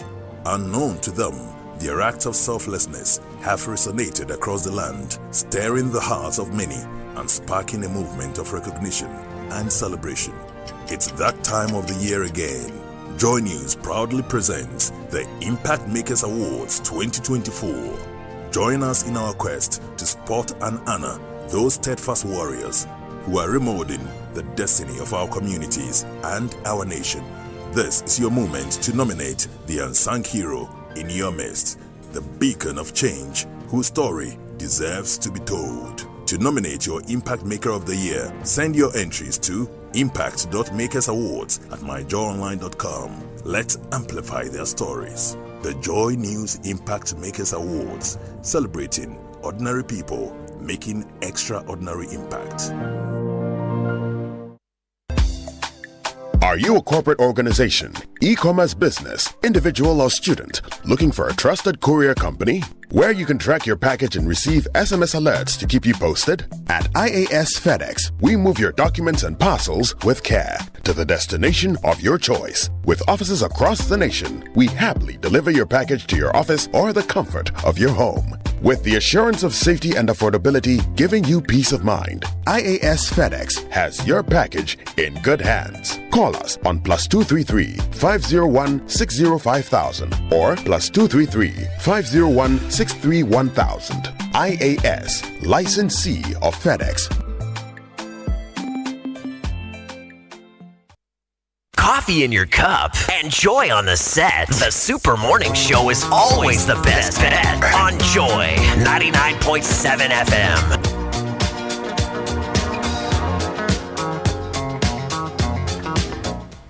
Welcome back. It's 9:17 on the Super Morning Show. Our guest, Professor Aaron Abusi, Associate Professor of Health Service Management, University of Ghana Business School, joins us on the phone. We have Dr. Yawa Safo, Medical Director, Medicas Hospital, also on the phone, and Kwame Sapong Asiedu, pharmacist, research fellow at CDD, and he joins us via Zoom. Now, just before we get back into the conversation with our three big questions, secure your ownership in CalBank today. Increase your shareholding in CalBank PLC if you're a CalBank shareholder by taking up your rights in their renounceable rights issue at 29 pesos per share. Now, to do so, just go to rightsissue.calbank.net. Update your profile and make payments to take advantage of your rights before the offer ends on the 26th of April 2024. You may also visit any CalBank branch to invest. Now, for non-shareholders who wish to become part owners of CalBank, just go visit any CalBank branch and start the process of becoming a shareholder of the bank. Take advantage of this rights issue to increase your shareholding today. Don't let this opportunity pass you by. CalBank, forward together. Now, did you know that MTN Momo has an app? Yes, MTN Momo has a brand new app specially designed to make your Momo experience easier, convenient, and faster. Just download the Momo app on Play Store or App Store on your smartphone and look out for the blue and yellow icon. It's that simple. Momo app allows you to view your statements, pay bills, and so much more. Use the app for your Momo transactions and enjoy 100% bonus when you recharge using the Momo app. So go on, download the Momo app now and start transacting with the Flex at no data cost. Just Momo it everywhere you go. Ray, still one of the best places we've ever been to. Royal Cozy Hills Hotel. Yes. Jirapa, Dubai. Yes. Yeah, I mean, I'm praying Winston gets the opportunity. He has to check it out. He has to. And in fact, so do you. Okay? It's time to take a break from work. And they say even take a break from the South. Yeah? The whole South. The Doomsday South. Yes. And go relax at the Royal Cozy Hills Hotel, Jirapa, Dubai. All right? Go and get re-energized. Here's what you get: an unforgettable safari experience. Okay, so go check out the amazing array of wildlife. So they've got lions, hippopotamus, and that's how you say it, hippopotamus. Hippopotamus. Please, why? Zebras, ostriches, among many others. Okay, they've got a spacious, well-secured game tour vehicle or 2. And you can also go with the quad bikes, which are really, really fun. Listen, you can get water sports like jet skiing, boat or canoe rides, various family games to keep you and your family excited every day. And they've got great tourist attractions in the Upper West region, including the Mushroom Rock, Slave Caves, and so much more. Escape from the south. Escape to the north. Escape to Royal Cozy Hills Hotel, Jirapa, Dubai for an unforgettable safari experience. You can call them on 050-169-4280 or 024-88-44463. Okay? Call them, make a reservation, or make inquiries now. Now, are you looking for a freight forwarding company to handle both your inbound and outbound shipments? If yes, look no further. IAS FedEx offers a wide variety of international freight services, which include air freight, sea freight, be the less container load or the full container load, that's the FCL. Customs clearance and documentation is also what their expertise in. They have all of that. Their international operations link more than 200 countries. They are supported by extensive domestic networks in all key markets and offer a range of fast and direct freight services to suit your needs. They have dedicated staff who have in-depth knowledge in all local customs clearance processes and procedures. IAS FedEx pre-finances your freight pickups up to an agreed threshold for you, their wonderful clients. Terms and conditions, however, apply.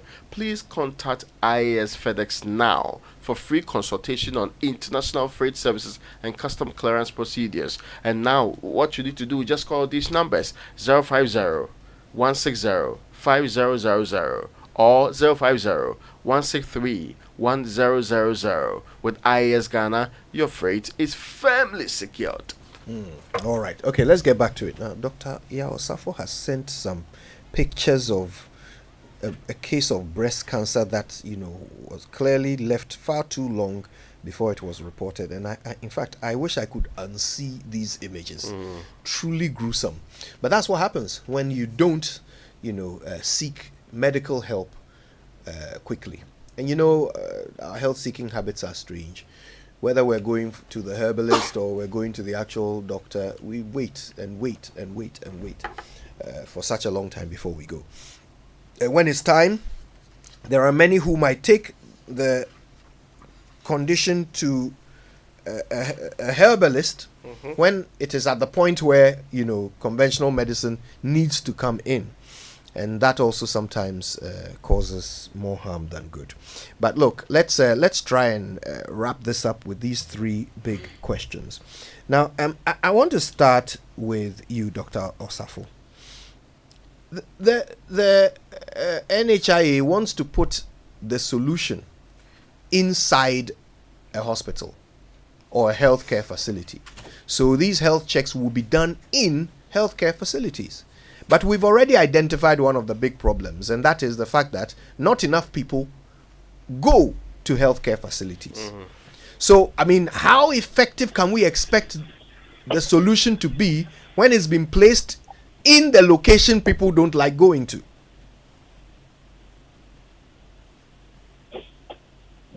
Do we have Dr. Osafo?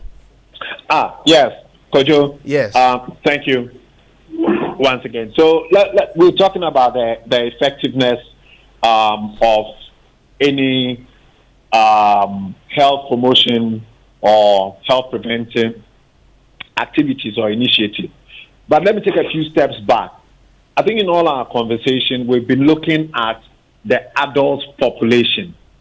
I stand corrected, but the pediatric age group is also very, very important. A few weeks back on the Drive Doctor show, I spoke about newborn screening. And newborn screening is also a form of preventative health initiative, where babies that are born, on the day you are born, a blood sample is taken for certain diseases which can have detrimental effect on the development of the child. One example is congenital hypothyroidism, where the thyroid gland, which is at the base of the neck, malfunctions or is poorly developed, and therefore you don't produce enough thyroid hormones. This leads to maldevelopment of the brain, and the child becomes mentally retarded. This then we can intervene and solve this problem in the first 2 weeks of life if we screen and identify for it. Right. So I'm speaking on behalf of my pediatrician colleagues who most of the time we forget about the pediatric age group and we seem to think that disease tend to affect only the adult population or the elderly. Yeah. But please, in all of this conversation, we should not forget about the pediatric age group. They also need health screening and health promotion, and it starts actually from birth to the newborn screening. Right. Now, let me go on to the effectiveness of any plan that we are going to put in place. But for any plan to be effective, we need to properly define the challenge. So, number one, do we have a clear understanding of the disease burden in Ghana? And which of them are we interested in preventing? One of the things you shouldn't do is to spread yourself too thin. And I'm sure Kwame will talk about these things when he begins to talk about the numbers in terms of the money. Because if you spread yourself too thin, you're not going to achieve much. So what are the top 10 causes of mortality in Ghana? This is where our data collection and data aggregation and data analysis needs to improve. Thankfully, we're doing a lot of good work in that area, trying to implement the electronic medical record system. But we're not there yet. We're trying to use standardized classification so that we all diagnose diseases using the same nomenclature. It's been a big problem in this country where we represent diseases differently. I mean, could somebody write diabetes and then just leave it at that? But diabetes mellitus and diabetes insipidus are two different medical conditions. But we would assume that when I say diabetes, we all know that it is diabetes mellitus. For those who look at the data, then it's a big, big, big problem for them. So we need to first and foremost be sure that in this country, Ghana, we know what the top 10 causes of mortality are. We know what, say, the top 10 causes of morbidity, OPD attendance, and so on and so forth. So the problem needs to be clearly defined.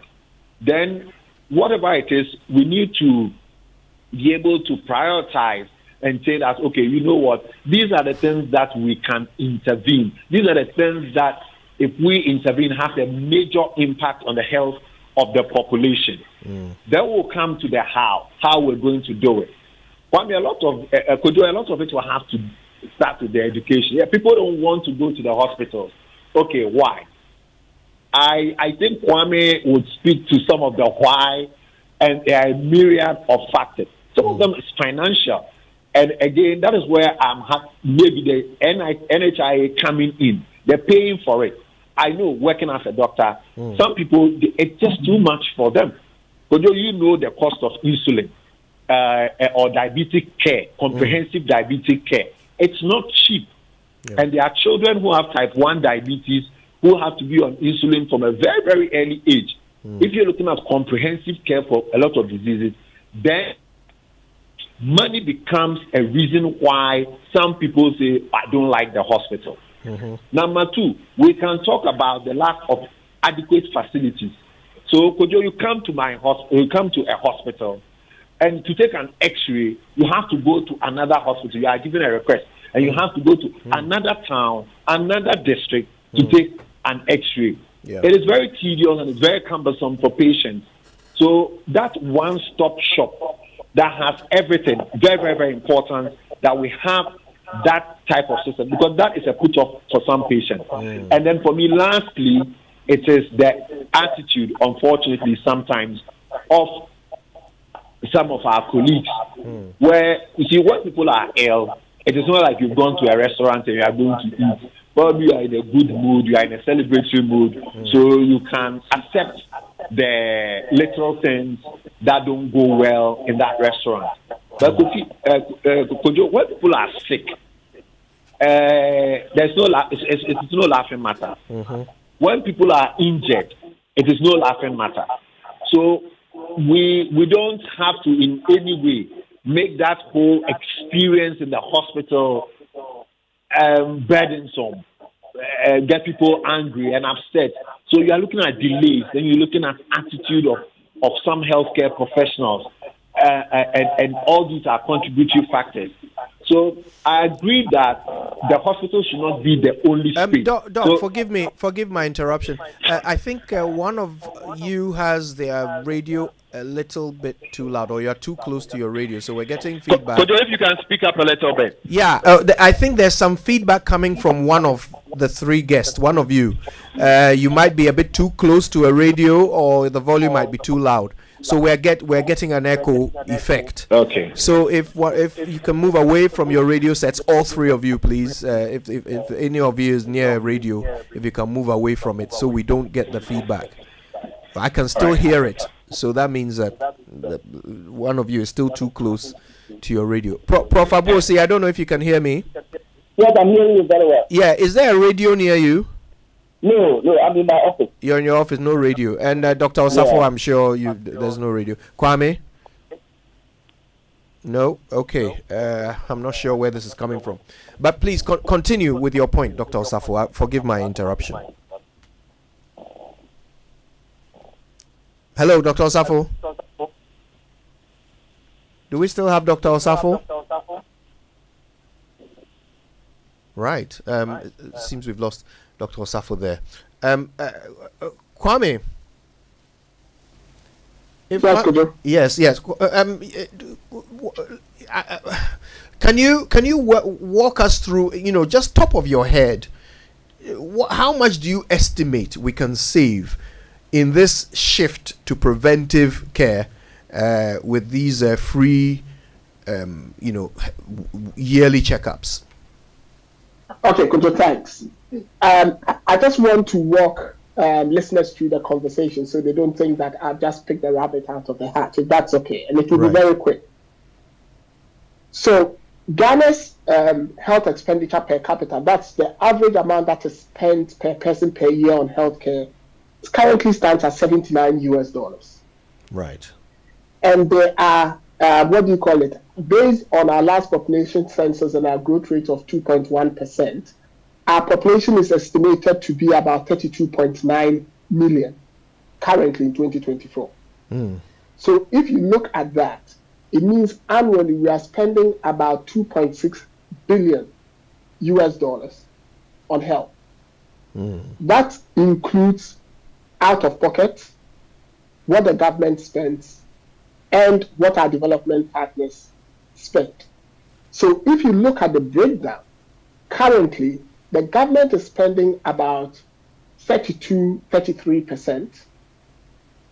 Out of pocket is about 52% now, and the rest is the development partners. So let's look first at how much we would save totally, and then we'll look at how much the government would save. So if you look at the 2.6 billion, you realize that they say that a well-implemented preventative healthcare system saves between 20 and 30% of the total healthcare expenditure. So let's use 25% because that's the average. So if you multiply the 2.6 billion by 25%, it means that as a nation we'll be saving $651 to $652 million annually on our healthcare spend. Whoa. Then how much would the government save? The government contributes 32% of this. So if you then do 32% of that, the government is going to save about $210 million annually on its healthcare spend if this is done properly. Wow. So then when you look at it, that majority of the government healthcare spend when it comes to funding healthcare comes from the NHIS, then the NHIS is going to save annually 25% of its budget. And what can 25% of its budget do? They can then invest this 25% of their budget in useful investments so that when people go into secondary and tertiary care, this money can be used to fund them. That is one of the real mandates of the NHIS. Yeah. They have to invest some of the money that comes in. Currently, they are not able to do it. So this is how big the size of the cake is if we are going to do this properly. And that is why I wanted to talk everyone through. So as a country, we are going to save about 652 million, which then means that, Kojo, if 52% of the spend is coming from out of pocket, that means people go to hospital. And this is one of the, like Dr. Safo said, this is one of the major drivers why people do not seek healthcare early. Yeah. Because they have NHIS cards, but it accounts for only 32% of our total health spend. So they, about half the time they are going into co-payment. So if they are going to save on that co-payment because we educate them that they go in early, this is how much they are going to save. They are going to save about 25% of that spend. Then it is likely they are going to take this thing on. And that is why I'm saying that there needs to be a holistic plan. From children, like Dr. Safo started, through SSS, through medical economics, to actually talk the numbers through to a point whereby everyone understands. And that is why I insist that this should become a political conversation, because those seeking to run our health system should be able to talk through these numbers from the back of their hand and justify why that cap on the NHIS funding must go. Until people have these hardball conversations, then yes, Dr. Da Costa might have very, very good intentions. But unfortunately, if we are not careful, he would fail because he wouldn't get the backing. Actually, just before I move on to Prof. Abuosi, let me ask you this, Kwame. This policy is being introduced by the NHIA. In terms of policy implementation, is this not something that we ought to be hearing from the Ghana Health Service? Does the NHIA have a mandate to introduce, such a far-reaching policy?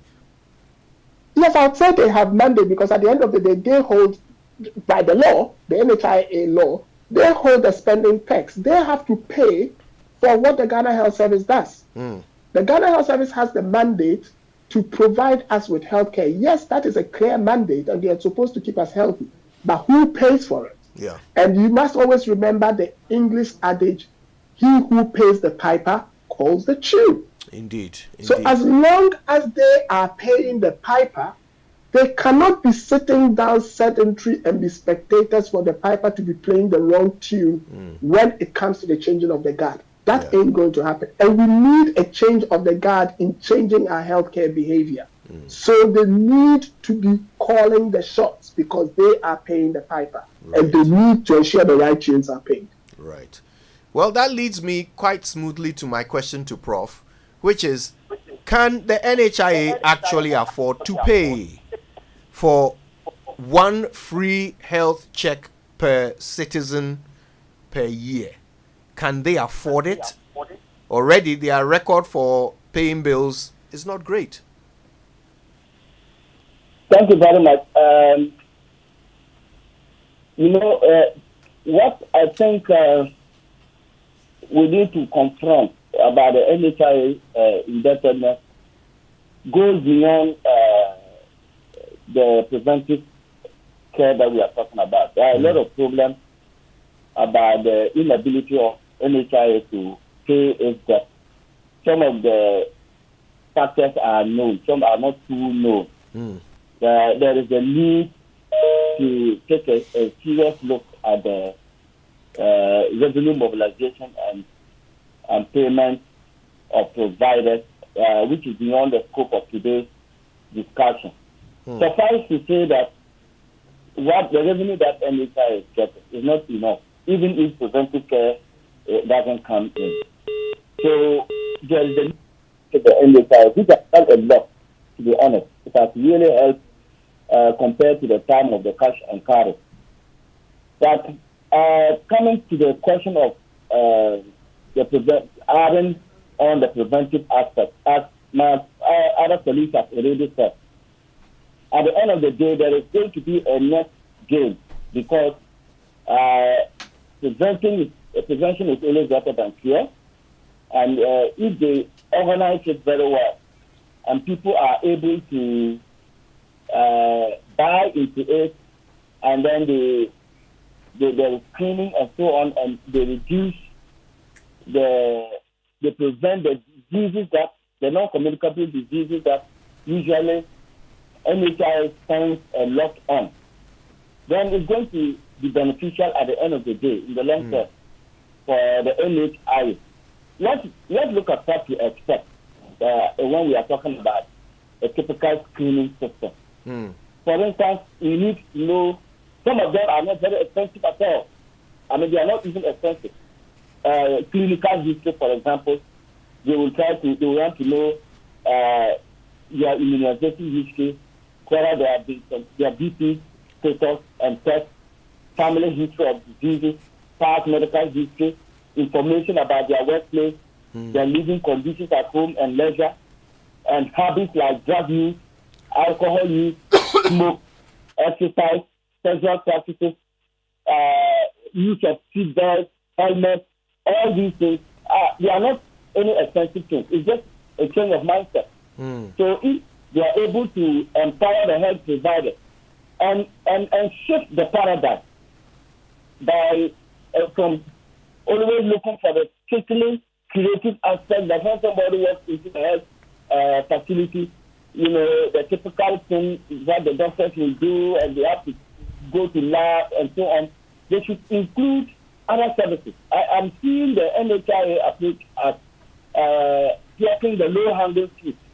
People walk into health facilities with underlying conditions that, because those are not the complaints, they walk out and nothing is done about it.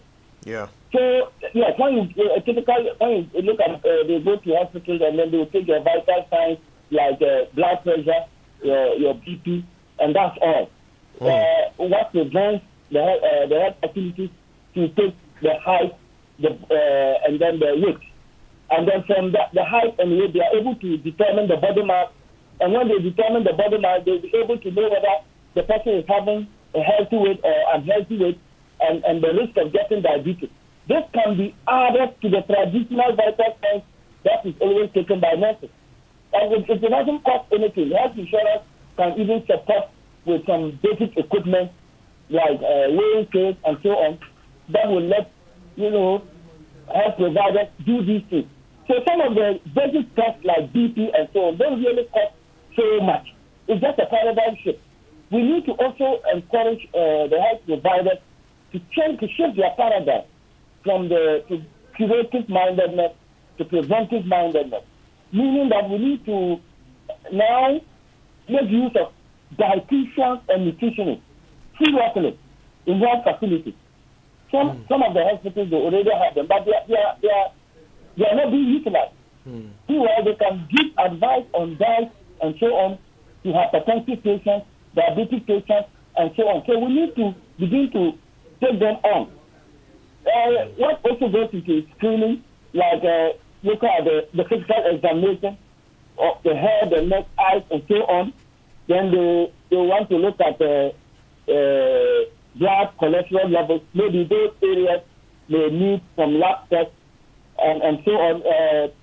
The woman pap smear to prevent cervical cancer, breast examination, sexually transmitted diseases from the history. They will know those who are at higher risk of getting sexually transmitted diseases and offer counseling, cancer screening, especially those 40 years and above, including either the breast, cervix, prostate for males, and so on. These are, and then counseling, limiting of dietary fat, general nutrition advice, using tobacco cessation, drinking and driving. These are some of the things that will go into education. And I agree that I think Dr. wanted to say the other time, Dr. Sapo said when he spoke that it should not just be limited to the clinic. You see, Ghana is very good with our public health system. We are one of the best practice countries in Africa as far as our public health system is. It should be incorporated. We have a lot of chief campaigns, community health nurses who go around and so on. I'm sure when they figure out the way to do it, some of the things that are easy to be done without people even going to the hospitals, they can be done. And then those that can be done in hospital, like checking blood cholesterol levels and so on, can be done in the hospitals. I don't know the way they want to design it. But we need a complete paradigm shift. Doctors might change their attitude. Nurses might change their attitude. We need to bring in nutritionists, dietitians, and so on into healthcare. We need to look at when people walk into hospitals, even with complaint of malaria, and they are overweight. You should be able to inculcate the assessment of the person's weight and the dietary advice given to the person, even though the person didn't report with that. And I'm sure that's what the NHIA is doing. So the cost of preventive care is far less. Yeah. And if we tune our minds well, it should be possible to do it without much. So after the cost, the NHIA needs to really take a second look at the your main source of revenue is 75% is from VAT. And we don't have jobs increasing and the population is increasing. And the premium is less than 50 cedis. And yet the cost of one health visit is over 200. It is unsustainable. And it's not necessarily because we are bringing on the preventive aspect in addition. We need to look at that separately, but we need a complete paradigm shift. Yeah. To retune our mind and to know that we are in a trajectory of moving away from the communicable diseases to non-communicable diseases, as the statistics show, and we better set up now. Thank you so much for that. Just before we wrap things up, I think we've been rejoined by Dr. Osafo, who was completing his point just before we were interrupted. So, Dr. Osafo, we have just about 1 minute for you to conclude on this idea of placing the solution inside hospitals, when the problem is that people don't like going to hospital.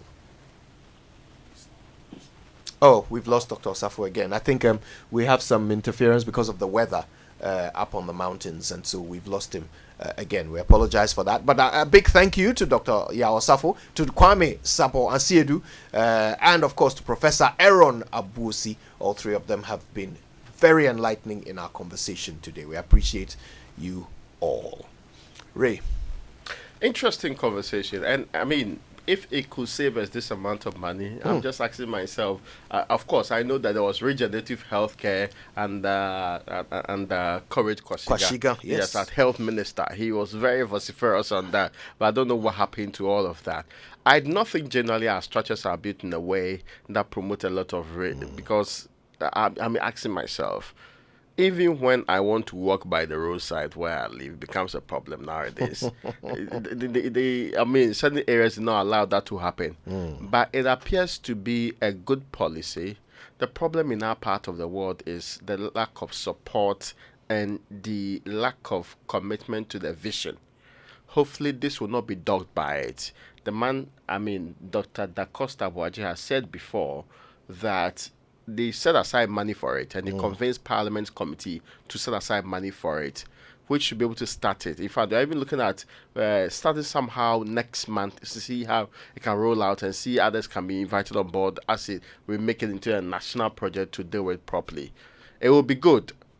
We get to know your problems early so that we can help you with solutions. That sounds like a very sensible system anyway. Yeah. Well, listen, we want this to succeed. It will save us all a ton of money, but more importantly, it will save lives. And we certainly want it to work. So yes, let's bring all our inputs to bear. We might have a few tweets to share, but first, some messages from our partners. Usually, we get special treatment only on our birthday. But imagine getting a special package every single day. That's what AT's Daily Deals gives you. You get unique voice and data deals exclusive to you. What's even better is it's affordable, reliable, and available. Start experiencing AT's Daily Deals. Dial *533# today and every single day. When you do, you'll unlock exclusive data and voice packages valid for 24 hours. Come on, people, jump on the AT Daily Deals train. When you're with dealer now. Dial *533# now and access awesome data and voice deals only from AT. Life is simple.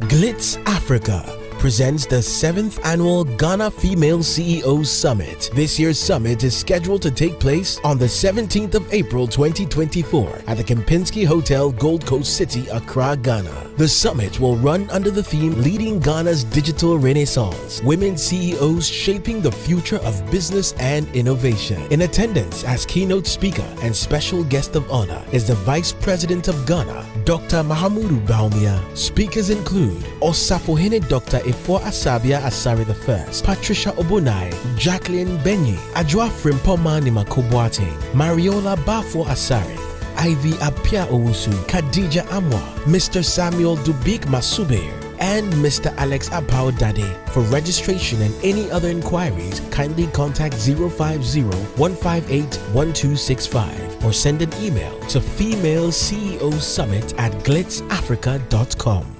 Think about it. You can either go out to watch one game at your local and pay for the bumpy, stuffy ride there. Then the food. Then the drinks with a 12,000% markup. And a new team jersey cause some drunk spilled red wine all over you. Or you can pay once right on your phone and watch 42 live Premier League games over a whole month. For unbeatable value for money entertainment, there's only one way to go. Go TV.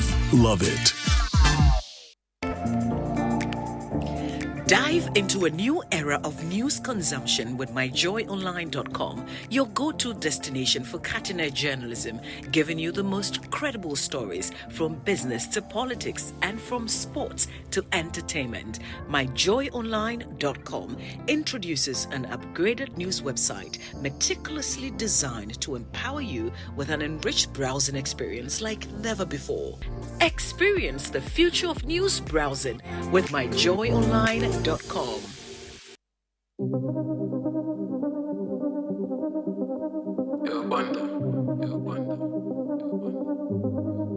Coffee in your cup and joy on the set. The Super Morning Show is always the best bet on Joy 99.7 FM.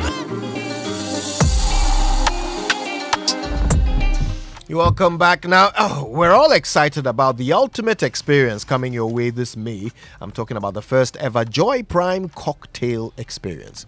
You might not know this about me, but I make some very, very good cocktails. I don't know where this laughter is coming from. Yes. Seeing is believing. For someone who doesn't drink, testing is believing. For someone who doesn't drink alcohol, I actually make some very good cocktails. Yeah, like the president. How? My friends back in Nottingham used to come around to my place, and I would make cocktails for everyone. Yes, the mojito was my specialty. Of course, there's this one. So how do you taste it? How do I taste it? Yes. I don't taste it. You don't taste it? No, but I know I've done it well because I follow the instructions. Yes. Yeah. And of course, I can make you a whole picture of margaritas and, beautiful. Cosmopolitan, sex on the beach. Hey. Yeah. You can savor the mouth-watering range of sizzling grills that are coming with it at the Joy Prime Cocktail Experience. Whether it's pork or chicken or whatever it is you like. Whichever creature you like. You prefer. Yes. Plus... Oh, the other one. Yeah. Patagonian Mara. Yes. Also, Rodami's favorite, the cat. Oh, goodness. Listen, it's a 2-day experience from the 3rd of May, starting at 4 p.m. And again, of course, on the 4th of May from 2 p.m. at the Joy FM car park. DJ Wobete and others will be there with big tunes for your enjoyment. Don't miss out on the fun. If you want to know more, call 055-969-1797. The Joy Prime Cocktail Experience is brought to you by Joy Prime, the ultimate experience. Franco Trading Enterprise, Steel, Phone Papa Pefi, Captain Morgan, and Veltin's Beer, distributed by Kingdom Books and Stationery Limited. Now, the 21st century is for entrepreneurship growth, right? Get ready to embrace it. You should embrace this big-time thing. Participate in this year's Ghana Entrepreneurship Week, designed to foster entrepreneurship connections as an exhibitor or visitor and network with seasoned entrepreneurs. Now, highlights of the Entrepreneurship Week includes 2 days of stimulating seminars from the 29th to the 30th of April being hosted at the Mikado Conference Center at Laboni. Now, the focal point of gathering is unveiling of 2 groundbreaking books on entrepreneurship. 1 day entrepreneurship trade. Oye, Abutar. What is Robert saying? Pothole ahead. Yes, Slow down. yes. 1 day entrepreneurship trade exhibition, all slated for the 2nd of May 2024 at the Accra International Conference Center. Yes. Participation is free. That is what I was looking for you to say. Participation is free. It's free on print. For participation inquiries, please call 050-811-0755 or 059-240-9091. 050-811-0755 or 059-240-9091. Alrighty, now listen, don't forget to go to kingdomstoreonline.com at least once today to check out the best quality office essentials, equipment, furniture and stationery from Kingdom Books and Stationery. They will deliver free anything that you buy as long as you live in Accra or Tema, and of course you can pay via Momo across all networks for your shopping. Terms and conditions do apply. At Kingdom, quality and affordability are their hallmarks. Kojo, there's a very last wish that you should hear to Shirley Aqua Harrison. Shirley Aqua Harrison. Our family members are called Aqua Harrison anyway. I'm suspecting that this one's also in the family. A happy birthday. A happy birthday. These fans that you are trying to claim, dear. I say our family members that are called Aqua Harrison. Like Kojo Aqua Harrison. Yes. From all of us at the multimedia group, I'm sure she's part of the family. If I trace, we can connect. Yes, Shirley Aqua Harrison. A happy birthday, my family member. Those of you who are lacking family members. All right, listen. By the way, we've been talking about Joy Prime. You know, the BMPS show is back with season 5. Do you know what BMPS stands for? Yes, I know you are in there. Am I? Let's see. Let's check. Bald, muscular, pot-bellied, or skinny? Yeah, I am the muscular one. Are you sure? Yes. You are the pot-belly one. Yeah, Ubeti is the skinny one. Please, having just and Winston is the bald one. Please, having just one muscle doesn't make you muscular. Oh no, I don't flex it that much, but the body is there. Anyway, this is such a big show. You know, the 4 guys come together and have interesting conversations on interesting topics, and they are back with season 5. It premieres on Thursday this week at 9 p.m. Make sure you catch it on Joy Prime. It is sponsored by Johnny Walker. All right then, peeps, we've had a good one. We're back with more tomorrow, so make sure you don't miss it. It's just a couple of minutes to 10. Maxwell Agbagba will have the headlines at 10. Until then, though, DJ Wobetino